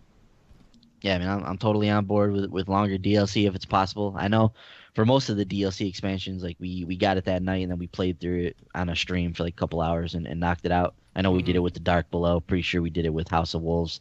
Taken King was over a couple days. Rise of Iron, I think, took us a couple days to get through that as well. But I'd be on board with longer DLCs. Or even if they're more frequent. So if we get our first DLC pack in December, it's 3 months after launch, and they're ready to give us another like sizable piece of content like 3 months after that, and the story is still 2 or 3 hours, like I could deal with that. So if they up the frequency of the DLC packs, or if they just make them longer and more in depth when they come out, like I'd be on board with either of those strategies. Absolutely. So Shifty, we will reach out to you. We will touch base, figure out what you want, Xbox Live or PSN. We'll hook you up with a $20 code, man. But we really do appreciate you writing in and sharing your thoughts with us. That's great. So Shifty's in the chat. A lot of people in the chat tonight. We really appreciate you guys stopping by. I see Project Jeff 85, Flames Infinity, Fear the Beard. That's an awesome. I think that name was created for Frankie. Fear the Beard. Sure that's not Frankie in there? It's probably alias? JD. It could be JD. JD's been in there tonight, so we've had quite a few people in the chat room. They're talking up. There's a lot of hype and excitement for Destiny 2. So thanks to all of you that have stopped in. Make sure you like the video. If you liked it enough, why not subscribe? We'll be streaming a lot of Destiny 2 stuff. But Shifty, thanks a lot, man. We really appreciate it. Indeed. Thank you, Shifty. Now, our next segment, fellas. What are we concerned or worried about with Destiny 2? So, Brent, I'm going to go to you first on this one. So if you had to pinpoint one thing, what's one thing you're worried about with Destiny 2? Or a concern you have? You don't have to necessarily be worried about it. What's something that you might be concerned about with Destiny 2? I don't know. My marriage, my job. That's a valid one. Yeah, that's a really good one. Yeah, that's a really good one actually. I am in the same boat with that concern. In terms of the game, obviously, The story. I mean, that's there's a lot riding on this story. I mean, they've shown us what it's the basis of the story. That's awesome. But what we always talked about with Destiny 1, with the worlds that they created, the characters they created, all the opportunities. The Destiny universe can house a lot of great stories if they try. And what we've seen from the trailers, from the previews, everything looks cool. Gaul looks like an awesome enemy, an awesome villain with some purpose. And how the story plays out is going to determine if they've been able to improve upon what's arguably Destiny 1's biggest critical point. Definitely. Now, would you say from what we've heard, and even from the brief snippet that we've played with the homecoming mission, do you feel that we're on the right track with where we're going here? Like, do you feel there's a pretty good chance like this ends up being a good story? Absolutely. I mean, based on what we've played, what we've seen from the trailers, and from what I played in the homecoming mission, absolutely. I mean, it's all there. Yeah. It's just can they keep it going over the course of the entire story? Can it be a taut story? Can it be a well written story? I don't want a whole lot of plot holes, and I want things to make sense, but I want to understand what's going on. There's a lot riding on this story, I believe. I like too that, and we've mentioned it on the show here, but I like that we know that we're gonna get these side stories too with like Ikora and with Zavala and with Cade. So there's gonna be some meat outside of the main story as well. We're gonna have some like offshoots of the story that are gonna move the plot forward, but we're gonna get more in depth with these characters. So I think that bodes well. Trying to get everything from the Grimoire cards into the game is what I want to see them do. I mean, if they want to still have Grimoire, is there going to be any form of Grimoire card? I heard that there was going to be some form, but no, not at all. From my understanding, there are no Grimoire cards as we've come to know them in Destiny 1. They have put a lot of the lore or the Grimoire lore into the actual game stuff or the gear. So when you pick up a weapon, you're right. You'll have a grimoire type of description attached to that weapon, and then as we're exploring the world as well, there are many things that are going to contribute to the lore, into the to the ongoing world of Destiny 2 while we're out in the open world as well. So that's kind of Luke Smith, his mission statement with that has been they want to have a lot of lore with Destiny 2. They want to continue to build this world, but they want that to be in the game, not on a card or somewhere that you got to go elsewhere. So we'll still have a lot of that stuff. It'll just be more streamlined into the actual game itself. So I'm gonna hop in here with my main concern with Destiny 2, and I've talked about this before, but it's the new weapon system and seeing how this plays out. So I mentioned that a lot of this was done in order to improve the PvP experience and to make sure that that's as competitive as that can be. But taking your kinetic and your power weapons and essentially having them be the same type of guns, just with an elemental damage modifier on the energy ones, and then moving your fusion rifles and your sniper rifles and putting all of these badass guns into that power slot, which has a limited amount of ammo available to you on any given mission. My concern is, are the first two slots going to feel too samey? Like, am I going to have an auto rifle and a machine gun on there? They're two like fast firing, similar firing guns that probably work well at medium range. So is that going to feel too samey? If I have a scout rifle and a hand cannon on there, one for up close, one for far away, like, is that going to mitigate that? So it's going to be interesting to get in there and see how it all works. But in Destiny 1, I always rolled, with a fusion rifle with me in that second slot. Yep. So going into this game and having that relegated to that power slot and not being able to use that as often as I'm used to using it, and not having a rocket launcher or a sword in my back pocket as well. That's the other thing. I don't know where swords are slotted in this. Are they going to be slotted in the power slot as well? I would believe that they're in the power slot. I would imagine, but that's another thing. So swords, I always use swords in Destiny 1, so to have them be in that same slot as well, and having to choose between shotguns and fusion rifles and grenade launchers and swords and rocket launchers, like having to pick one to roll with any given keep time. In mind, these are going to be locked. Yeah. These loadouts are going to be locked, so when the match starts, I mean, you're really going to have to put some thought into your loadout before you go into some of these matches, these modes where the loadouts are locked. Yeah. Not like you mentioned there, not all the modes will be locked, but there will be some locked loadouts in this game, so that'll go into the strategy as well. So I mean, that's my main concern, is just seeing how all that plays out and seeing how that affects the PvE part of the game.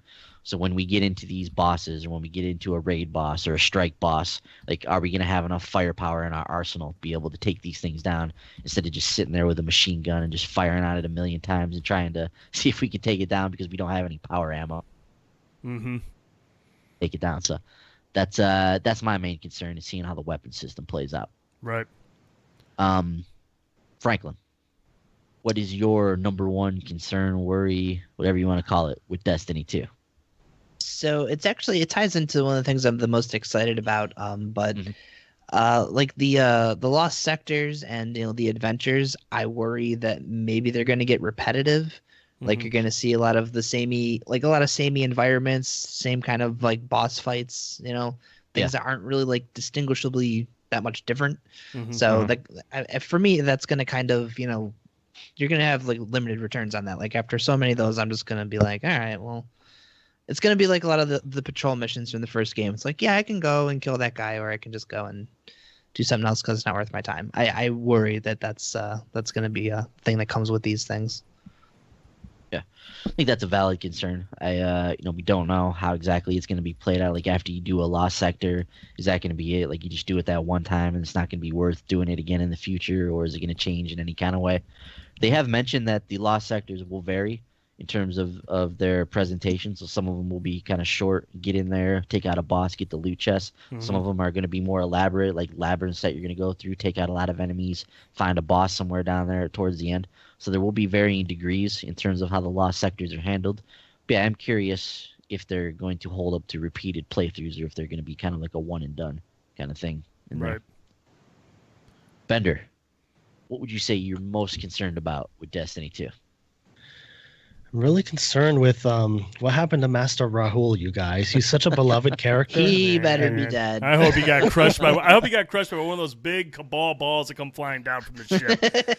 I hope he was right there decrypting one of my engrams and it just hit him right in the face. That's all I want to see happen to Rahul. Well, this got dark quickly. No, I'm kidding. But seriously, I think I agree with you, Ben. Is my biggest concern is probably with the weapon system. It's a huge departure from the way it was in Destiny 1, and I mean, I would always like to have like I would always have specific like loadouts in mind. Like so I would either have like maybe a scout rifle, then I'd have like a shotgun for close range in my secondary slot, and then like a rocket launcher for far away and for hitting bosses and stuff. Or if I was running with the sword, then I'd use like a sniper rifle in the second slot so I can still have that range shot. I don't know how that's all going to work, since sniper rifles, swords, and shotguns are probably all in that heavy slot now. Yeah. It's going to be really weird. So, and I am also afraid that it's going to be, those first two slots are going to be too samey, because that's kind of, sometimes I would roll with like, I was like, well, I've got a auto rifle and a scout rifle. Those are kind of this, those are too similar. Or I run with a hand cannon and a scout rifle or whatever. That's going to take some getting used to for sure, and maybe it'll end up working out in the end, and maybe we'll get used to it and be like, oh, this is actually better. I don't know, but we'll have to wait and see and get some time, some hands-on time with it. But it's definitely going to take some getting used to for sure. Yeah, definitely, and yeah, like a lot of those guns, like you mentioned, like if we talk about submachine guns or auto rifles or hand cannons, like a lot of those are effective at medium to close range, right? Scout rifles have further range on them, but a lot of those, they perform the same type of function. They're functional at the same range. Some of them even fire the same way, like a machine gun or an auto rifle. Those kind of have a similar firing pattern. I wonder if maybe they differentiate this a little bit with how they do some of the exotics in those classes. So maybe they do an exotic machine gun or an exotic auto rifle or a scout rifle or a hand cannon. And some of these exotics come in and they kind of change things up a little bit. They fire a little bit differently. Or we get something like the trace rifle, like something like that. That's just a different type of exotic gun altogether.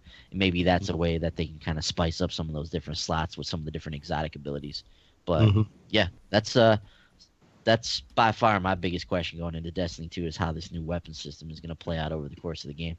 So I will be very curious to see how this all plays out. Now, on the subject of concerns, Brent, we have an email from Isaac. Yes, we do. Should be our next one. Yes, we do. We've got Isaac here. Isaac, thanks again for writing in.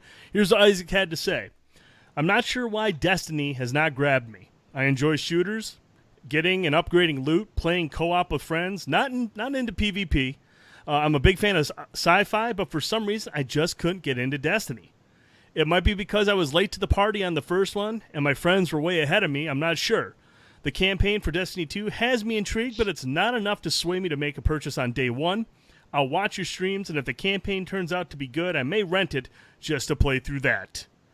Okay, Isaac, well, you know what? That's actually a really good email, Isaac, because this is something that we've talked about before, and a couple of my buddies have talked about it. But here's this part that sticks out to me, guys. You know, he might not be into this game because he was late to the party on the first Destiny, and his friends were way ahead of him, and so he's not sure if that's why. But I would say that's probably a big part of it, because Destiny is a game where you can fall behind very, very quickly, especially if your friends are hardcore and they're playing a lot.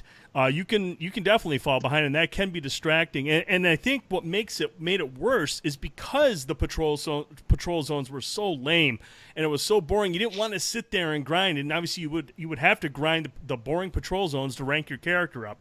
Whereas now you're going to have adventures, you're going to have lost sectors, you're going to have public events all over the place that you can jump to and try to grab loot and rank your character up. So I think what they're doing is by keeping the world more alive, as Shifty put it, there's a lot more stuff going on. That's going to allow you to rank your character up. It'll make playing solo to get you caught up. I think it'll make it a lot more exciting and a lot more accessible for people who can't play as much as their friends. At least that's what I'm hoping. But Frankie, I want to touch base with you first on this one, man. No, yeah, that would have everything to do with it, actually. Like I could think back to playing back through Destiny 1, and I like once you've already done a lot of those story missions, there's no incentive for you to do it again, and they're nothing special. Like the Destiny 1 story is so bare bones that it's not worth your time to play it again, even if you're playing it with a friend. It's a grind to you to go back through for nothing. So that I could understand that completely. Also, too, like and this is kind of a thing that I'm not a big fan of either, but I don't like playing through games with people who've already done them and know like what to do. Like, oh, there's this big, this next room is going to be, a bunch of enemies we have to kill. You have to kill this guy first, and kind of like having to follow somebody. And you're like I said, you're just following, so you're not really like going through and having like the experience that we all had going through our first time, where we had no idea what we were doing or what to expect. Mm-hmm. So I think that kind of ruins some of it going through there with people who know exactly what's going on. And it's the same with the raids. That's why we don't want to go into the raid. They're the coolest piece of content.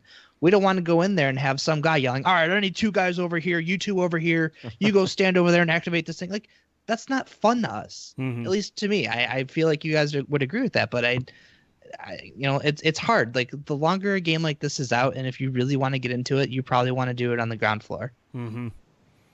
I agree with you 100%. Bender, what are your thoughts, buddy? Yeah, that makes a lot of sense. If you feel like you're way behind everyone else, and they've already done it all, and you feel like you're dragging people back, holding people back or something like that. That's a legitimate concern, for a game like this. So mm-hmm. I could definitely see that. So, I mean, hopefully Isaac will take a look at the game, and if he wants to get into it, then hopefully he'll have a chance. But if not, then I respect that. Mm-hmm. I respect that he's skeptical. That's I can appreciate that he his viewpoint on that for mm-hmm. sure. Yeah, it's no secret. Destiny 1 was a polarizing title. There's a lot of people that love it. There's a lot of people that didn't love it, and for multiple reasons, and they're all legitimate reasons. And so I think that's why Bungie is trying to create a game that's accessible for everybody, the hardcore and the people that were kind of put off by the first one, and hopefully they're able to achieve that, because Destiny is the type of game that thrives when it has a very active community. I mean, it had an active community even with being a polarizing title, but the more people you have in there, the more effective the guided games is going to be. You're going to have more people for raids, so I think it benefits them to really try to focus on trying to target gamers like Isaac who weren't quite ready to jump into Destiny 1, and when they did, they were a little bit behind. But boys, what's your thoughts on Isaac's concerns, man? Yeah, I think with the first Destiny, there's a direct correlation between the people that had a group of people to play with and enjoyed the game and those who didn't. If you did not have a consistent group to get into Destiny 1 with, like it just wasn't the same experience. If we didn't have short pause, if we didn't go through Destiny 1 together, I would feel nowhere near what I feel about the game right now than what I do because of what we were able to do as a unit. So because we had a group, because we were able to go through there, like it's just a completely different game. Like it was meant to be played with other people. So Destiny 2 sounds like it's gonna alleviate some of that, and there's gonna be a lot to do for the single player in here as well. But yeah, I think Isaac kind of answered his question there when he wrote into it. Like he wasn't there on the ground floor; his friends were way ahead of him, and when you miss out on that experience, I think Frankie hit it right on the head. Like I don't like that stuff either. When you go into a mission, somebody's already done it 5 times, and they're just kind of telling you what's going on, or you go into a raid and they already know what to expect. Like it's not the same experience. It doesn't have that new experience. So I think that's definitely it. So Isaac, if you can get in on the ground floor, get in there with your friends at the beginning. It's going to be a much different experience to you than the first Destiny was if you're able to do that. So I think if at all possible, hop in there on as early as you can and get in on the ground floor. Hell yeah. So, Isaac, and if you're looking for people to play with, man, seriously, Short Pause Guardians, you can join our clan, join us on PS4, Xbox One, whatever. We're always going to have people playing, and we'll play with you no matter what, dude. So, check us out, but I'm going to email you back. We'll find out what you want on either an Xbox Live card or a PSN card for $20. We'll get a hold of you for sure. But thanks again for writing in with your concerns, man. We really appreciate it. Now, Brent, let's talk about what we're doing on launch day now. Yes. For Destiny 2. So, I'll start with you, man. You're off on Tuesday, right? I am not off Tuesday. I'm off Thursday and Friday. But I'll be working Tuesday. I work till 6. I got an early shift on Tuesday. I'm going to come home. I'm going to hang out with the wife and kids. I'm going to say my goodbyes. I'll tell them I'll be back for the holidays. And then I'm going to pick up something to drink, come downstairs, sit in front of my TV, and just wait for that countdown, man. Wait for that countdown to hit midnight, and I'm committed, dude. I'm ready to jump into it. I've been waiting a long time for this. I'm ready to jump into Destiny 2. I'm gonna do things a little bit differently this time. I'm gonna start 3 characters. I'm gonna rank them all up. I'm fully committed to this game, but I'm gonna be in there at midnight Tuesday night, starting off the story, and then all week. Wednesday I gotta work, but then I'm off Thursday, Friday. Gotta take a little time on Thursday to go see It because that's the movie event of the fall for me, other than Star Wars, of course, but. Other than that, man, I'm going to be playing Destiny all week, dude. All week. Frankie, what are you planning, man? I'm still not sure yet. I was on vacation this past week, so there's no way in hell any sane person at my job is going to let me take any time off this week. So I don't know. I mean, I've been staying up later, so I definitely, second it hits midnight on Tuesday night, Wednesday morning, whatever, I'm going to fire up Destiny 2, but I don't know what I'm doing just yet. If Bender's free or one of you guys are free, I'll probably try and grab one of you to start up the story. If I can't do that, probably hop in and start messing around with the Crucible just to get my feet wet, get some maybe some new guns and stuff that way. Oh yeah, definitely. So you will be there at midnight playing, and yeah, we have enough people in the Short Pause Guardians in the clan. We'll be able to create some teams here, so we'll make sure that everybody's got a squad to roll through with. Bender, I know you'll be there at midnight. What's your Destiny 2 plans this week, man? I took vacation days for Wednesday, Thursday, and Friday this week. Yes, real men take days off for games, brother. Jeez. So I am going to be there at 11 p.m. my time. As soon as the game launches, going to be jumping into the story. Just going to be playing a lot for the rest of the week, and just whatever I can do. I'll probably try out all 3 characters, do as much as I can with that time, but I can't wait. I'm going to be spending a lot of time playing this game. You're going to be max light level by next Wednesday, aren't you? Maybe. I don't know. And then he's going to bail on us. He's going to be sorry. He's going to bail on us. He's going to go do the raid with somebody else. He's going to use guided Good luck games. on your raid, fellas. What a He's going to bastard. be furry. We're going to be in the raid. He's going to be like, one-way tickets. Get out of here, guys. Man, that Leave us guy in was the dust. he was a monster. Yeah, myself. Of course, I'll be there at midnight with you guys as well. So we'll figure out exactly what we're gonna do. What I'm also kicking the tires on though is I think I might do a farewell to Destiny 1 stream prior to Destiny 2. So I'm gonna I think what I'll try and do, I'll try and get the indie spotlight in early on Tuesday. So the indie spotlight this week will be Songbringer. So be on the lookout for that on Tuesday. Looks like a sweet game.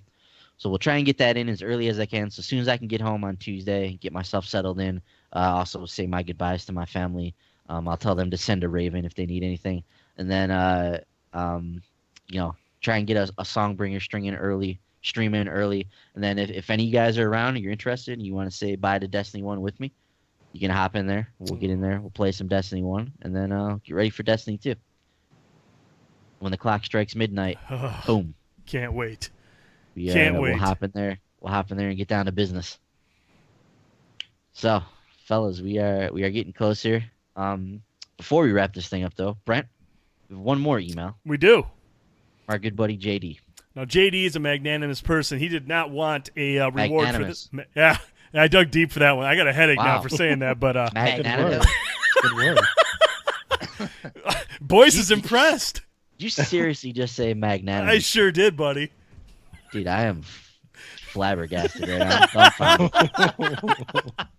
I can tell you that wasn't a Swan Valley education right there. That had nothing to do with high school. Man. Yeah, I don't know who slipped you that $10, but my hat's off to them. Anyways, our buddy JD from the Play and Listen Gaming Podcast. He's a good friend of Short Pause. We love working with JD. Make sure you follow him on Twitter at Play and Listen. He wrote in, I enjoyed Destiny quite a bit, but it didn't quite do it for me compared to previous Bungie games. Obviously, JD is a very big fan of Halo. He's a big fan of the Halo series. Does a lot of streams, but he loves the franchise, loves all the games. I really need a good, cohesive story to get its hooks in me that sets the foundation for an awesome multiplayer or co-op experience. I love the idea of an RPG shooter, but I'm hoping Destiny 2 refines the process. Instead of more items and more skills, I'd rather them have less items and skills, but allow for more customization for the existing items and skills. I'd also love to see some variety in the PvP matches. I'd like to see a mode solely based off skill, with a small selection of guns. I don't want them to get rid of the traditional PvP experience, but I would love to be able to play against someone and see who's better, not see who's unlocked more gear. I can't wait to get in there and house each and every member of the Short Pause crew in some PvP, and then make it up to you guys by helping out on some raids and strikes. Finally, I'm hoping the last-gen consoles being left behind will see a quicker, more focused effort on new content, both single-player and multiplayer. I think Destiny 2 will be the game I was expecting from Destiny 1. So, JD, great email. Thanks a lot for writing in. Guys, obviously the section that stood out to me was finally I'm hoping with the last-gen consoles being left behind, we'll see a quicker, more focused effort on new content, both single-player and multiplayer. Now, correct me if I'm wrong. They stopped with the DLC on Destiny 1 for PS3 and 360 at Taken King, correct? That was the last one? Because I think Rise of Iron was the last one. Oh, did Rise? I thought they didn't get one Rise of Iron. Yeah. Right. Yeah, they didn't get Rise of Iron, but they got Taken King, and then that was it, right? Yeah, I think so. I think so. Yeah. Okay. Yeah, they had the fancy, the Legendary Edition or whatever. That's on PS3 and 360. Right. Yeah, that's what I meant. I said last one. You know what I meant. I don't know what you meant. No, I'm just joking. But guys, what's no idea, Bender? Are you guys expecting an impact now that they don't have to worry about previous gen consoles? It's just focused on obviously PS4, Xbox One, and PC. Boys, what kind of gains are you looking from this? I don't expect to see an impact in the DLC on this. I expect, and we saw it in the beta, I just expect this to be a more technically impressive game. Like Destiny 2 is a really good looking game. From what we played in the beta, it's an awesome looking game. So I think we'll get more effects. We'll get more just kind of technical wizardry from the game now that we've left the older systems behind us. But I don't know if it's going to affect the DLC at all. I think if anything, the DLC is going to be affected by the fact that we have so many more people working on Destiny 2. There's teams from High Moon, there's teams from Vicarious that are in here working on this game, and I'd be shocked if they weren't the ones that are working on some of this DLC content. So I think if anything, we're going to see an uptick in that just because there's more people involved in the production now. Mm-hmm. Absolutely. Frankie? Yeah, I think too. From my understanding, this is running on a brand new engine, and it sounds like the engine that Destiny 1 ran on was just an absolute nightmare for them. Especially, the further into development they got, it was taking like a day to just like move a bush 5 feet over on a map and stuff like that. So, yeah, I would expect a lot of the quality of life that comes from not only the new engine, but leaving behind legacy systems. I think will, if not massive content, I feel like it's not out of the realm of possibility to see more multiplayer maps or these lost sectors if they can do some more like kind of litter those throughout the map here and there. I assume you can go and build and put those in. So yeah, I wouldn't be at all surprised to see them kind of double down on delivering much more content, especially since I think it was Eric Hirschberg like at Activision was even like, look, people have like this insatiable hunger for Destiny content, and we failed to deliver on Destiny 1, so we know that's a focus for them with Destiny 2. Oh yeah, they don't want to make the same mistake twice. I mean, they know sequels are always supposed to be bigger and better, and it was pretty clear what people wanted from Destiny 1. There wasn't any like gray area. I mean, it was right there in front of them. Here's what you need to do to make a better game, and I believe that's what they're focusing on. Bender, you kind of have a shit-eating grin on your face. What do you want to add to JD's email here, buddy?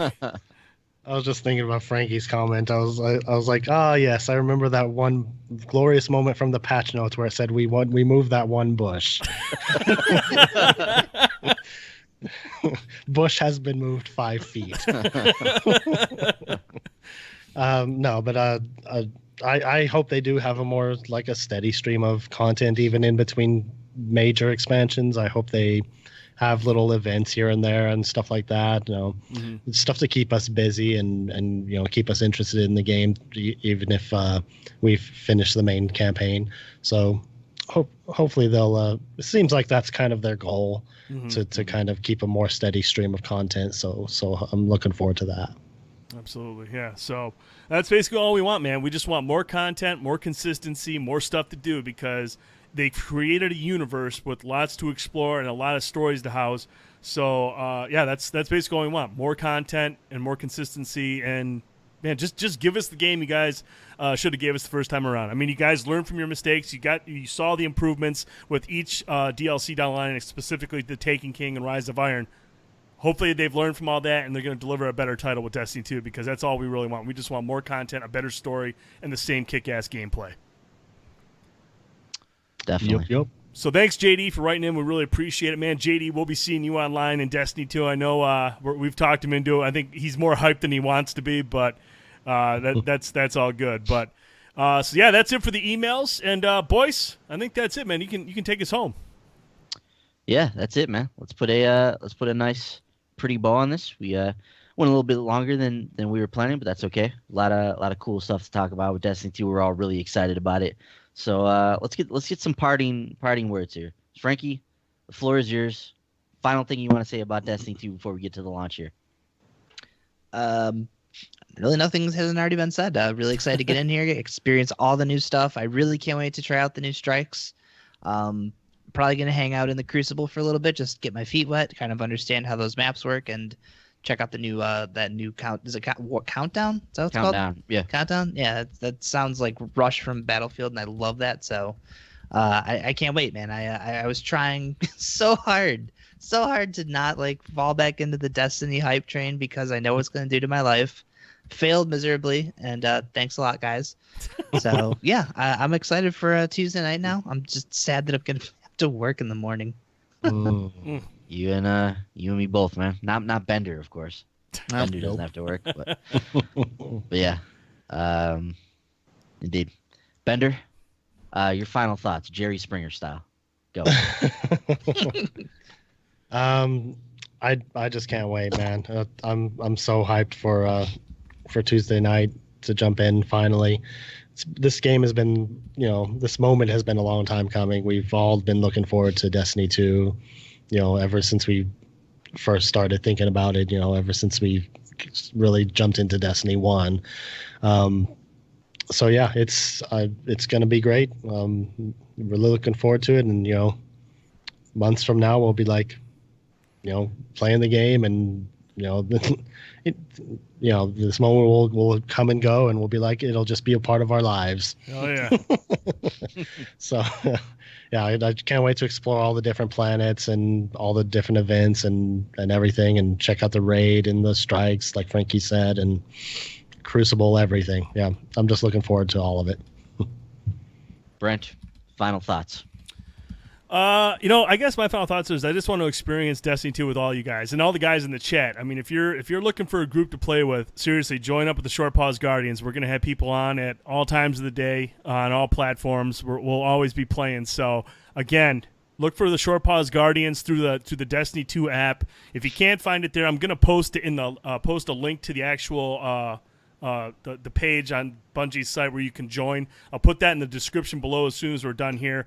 If not, if you can't find it there doing that, just go over to PlayStation 4 or Xbox One, go into the communities on PS4, search for Short Pause Guardians, and join there, and then I'll add you to the clan when the game comes out. Same as on Xbox, go to the clubs, search for Short Pause Guardians, and I'll add you on there as well. So we just want to play Destiny 2, man. That's all we really want to do. This is what we want to do this fall. There's other games coming out, and we will be playing other games, but it's just Destiny 2 is the one game that just everyone at the site loves, and I think the people in the chat room have been here through this whole video. They're the same way. They love playing Destiny 2, and if you've already got a clan, Sonic, that's cool. We'll still roll with you. Add us to a friends list. We'll hop in, do some Crucible with you. But that's just what I'm looking forward to. Destiny 2, a story, playing with friends, playing with people, working together, beating raids, kicking Gaul's ass, all that stuff. I'm just really hyped for this game. It's been a long time coming. Yeah, and Brent, I'm scared, man. So the stuff we've talked about with this game, in Destiny as a game, we spent hundreds and hundreds and hundreds and hundreds of hours playing. So if this game takes what they did in Destiny 1 and still does that great stuff that game did, and just takes it to the next level and gives us all this extra stuff to do, I'm scared. It's gonna be tough for me to pull myself away from this game. It's gonna be tough for me to play other games. It's gonna be tough for me to see my family. So it's one of those things, man, where it's here, dude. We're 3 days away. The Destiny 2 launch is imminent. It's been a long time coming. We've been talking about this, over the weeks and months on the podcast, and I'm hyped, man. I'm beyond hyped. I'm probably too hyped for the game right now. I need to try and settle down, just so I can get in there and just play the game and enjoy myself. But it's here, guys. And after September 6th, who knows what's going to happen. Oh my goodness. It's going to be exciting. So make sure you check us out on YouTube if you're watching right now. Like I said, man, we'll be streaming Destiny 2 all week. When it launches, we'll have multiple streams going. So make sure you subscribe to this channel. If you like this video, please give it a like. If you didn't like it, that's cool. You can give us a thumbs down. Just make sure you let us know what you didn't like about it. We'll be happy to try to make these videos better when we get around to it next time. But visit the website, www.shortpause.com. Follow us on Twitter @TheShortPause. You can see our names and our Twitter handles right there. You can add us there. Guys, real quick, where are you playing Destiny 2 at, boys? At Piccolo 930 on PS4. Awesome. Frankie? Viper Strike. PS4 right now, thinking about double dipping on Xbox at some point, I assume you and Bender are too, so... Yes. Destiny's one of those games where I'm going to go all out. I'll even have it for PC if anybody in here wants to play on PC. I know. You master race. Bender, how about you, man? Where can people find you playing it? At first, I'll be playing it on PS4 at me_Bender, and I will probably eventually be getting it on Xbox as well, and you can find me at mebender82, no spaces. There you go. I'm on PlayStation 4, the Dude 79, and Xbox Live, the real Dude 79, because the fake Dude 79 has the Dude 79, which is weak. So I'm the real Dude 79. Also, shameless plug, check out the Short Pause Gaming Podcast. It's available on iTunes, TuneIn Radio, Google Play, Stitcher, and SoundCloud. We didn't have an episode this week because it's the holiday, but that's why we made this video, so there was some kind of content. But our podcast is always on those. It's also right here on YouTube. You can also watch it on Twitch and Facebook, where we make sure we upload it there as well. So you can find us anywhere. Facebook is Short Pause Gaming. Twitch is Short Pause Gaming. Mixer is Short Pause Gaming. And obviously right here on YouTube, Short Pause Gaming.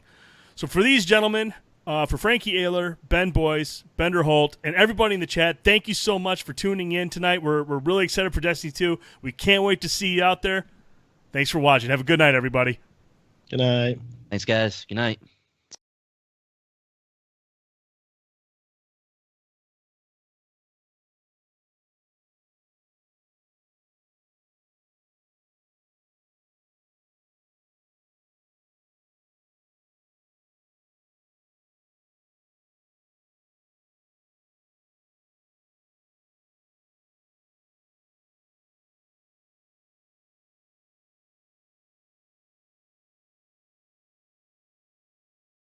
Are being hunted, and those foolish enough to remain have been executed. Do you see all that I have done?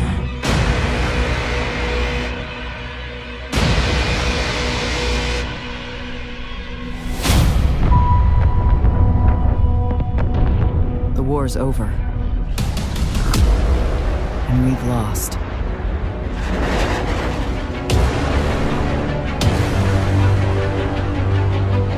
Our numbers will continue to dwindle. We can no longer protect ourselves, much less the survivors. We all know what needs to be done. Get up close and personal with Gulp, put a bullet in his head, then maybe eat a sandwich. An outright assault is doomed to fail.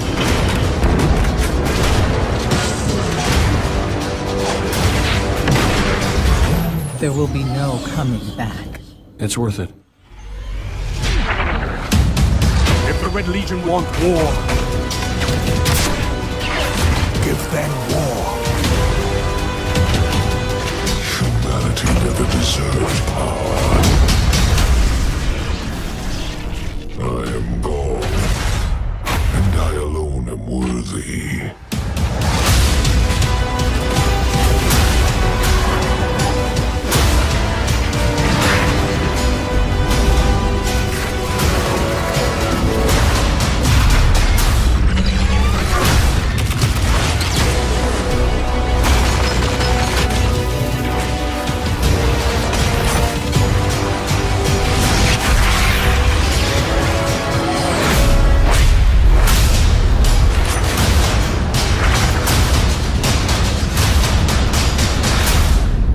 This is great. Anyone want a hug? No hugs.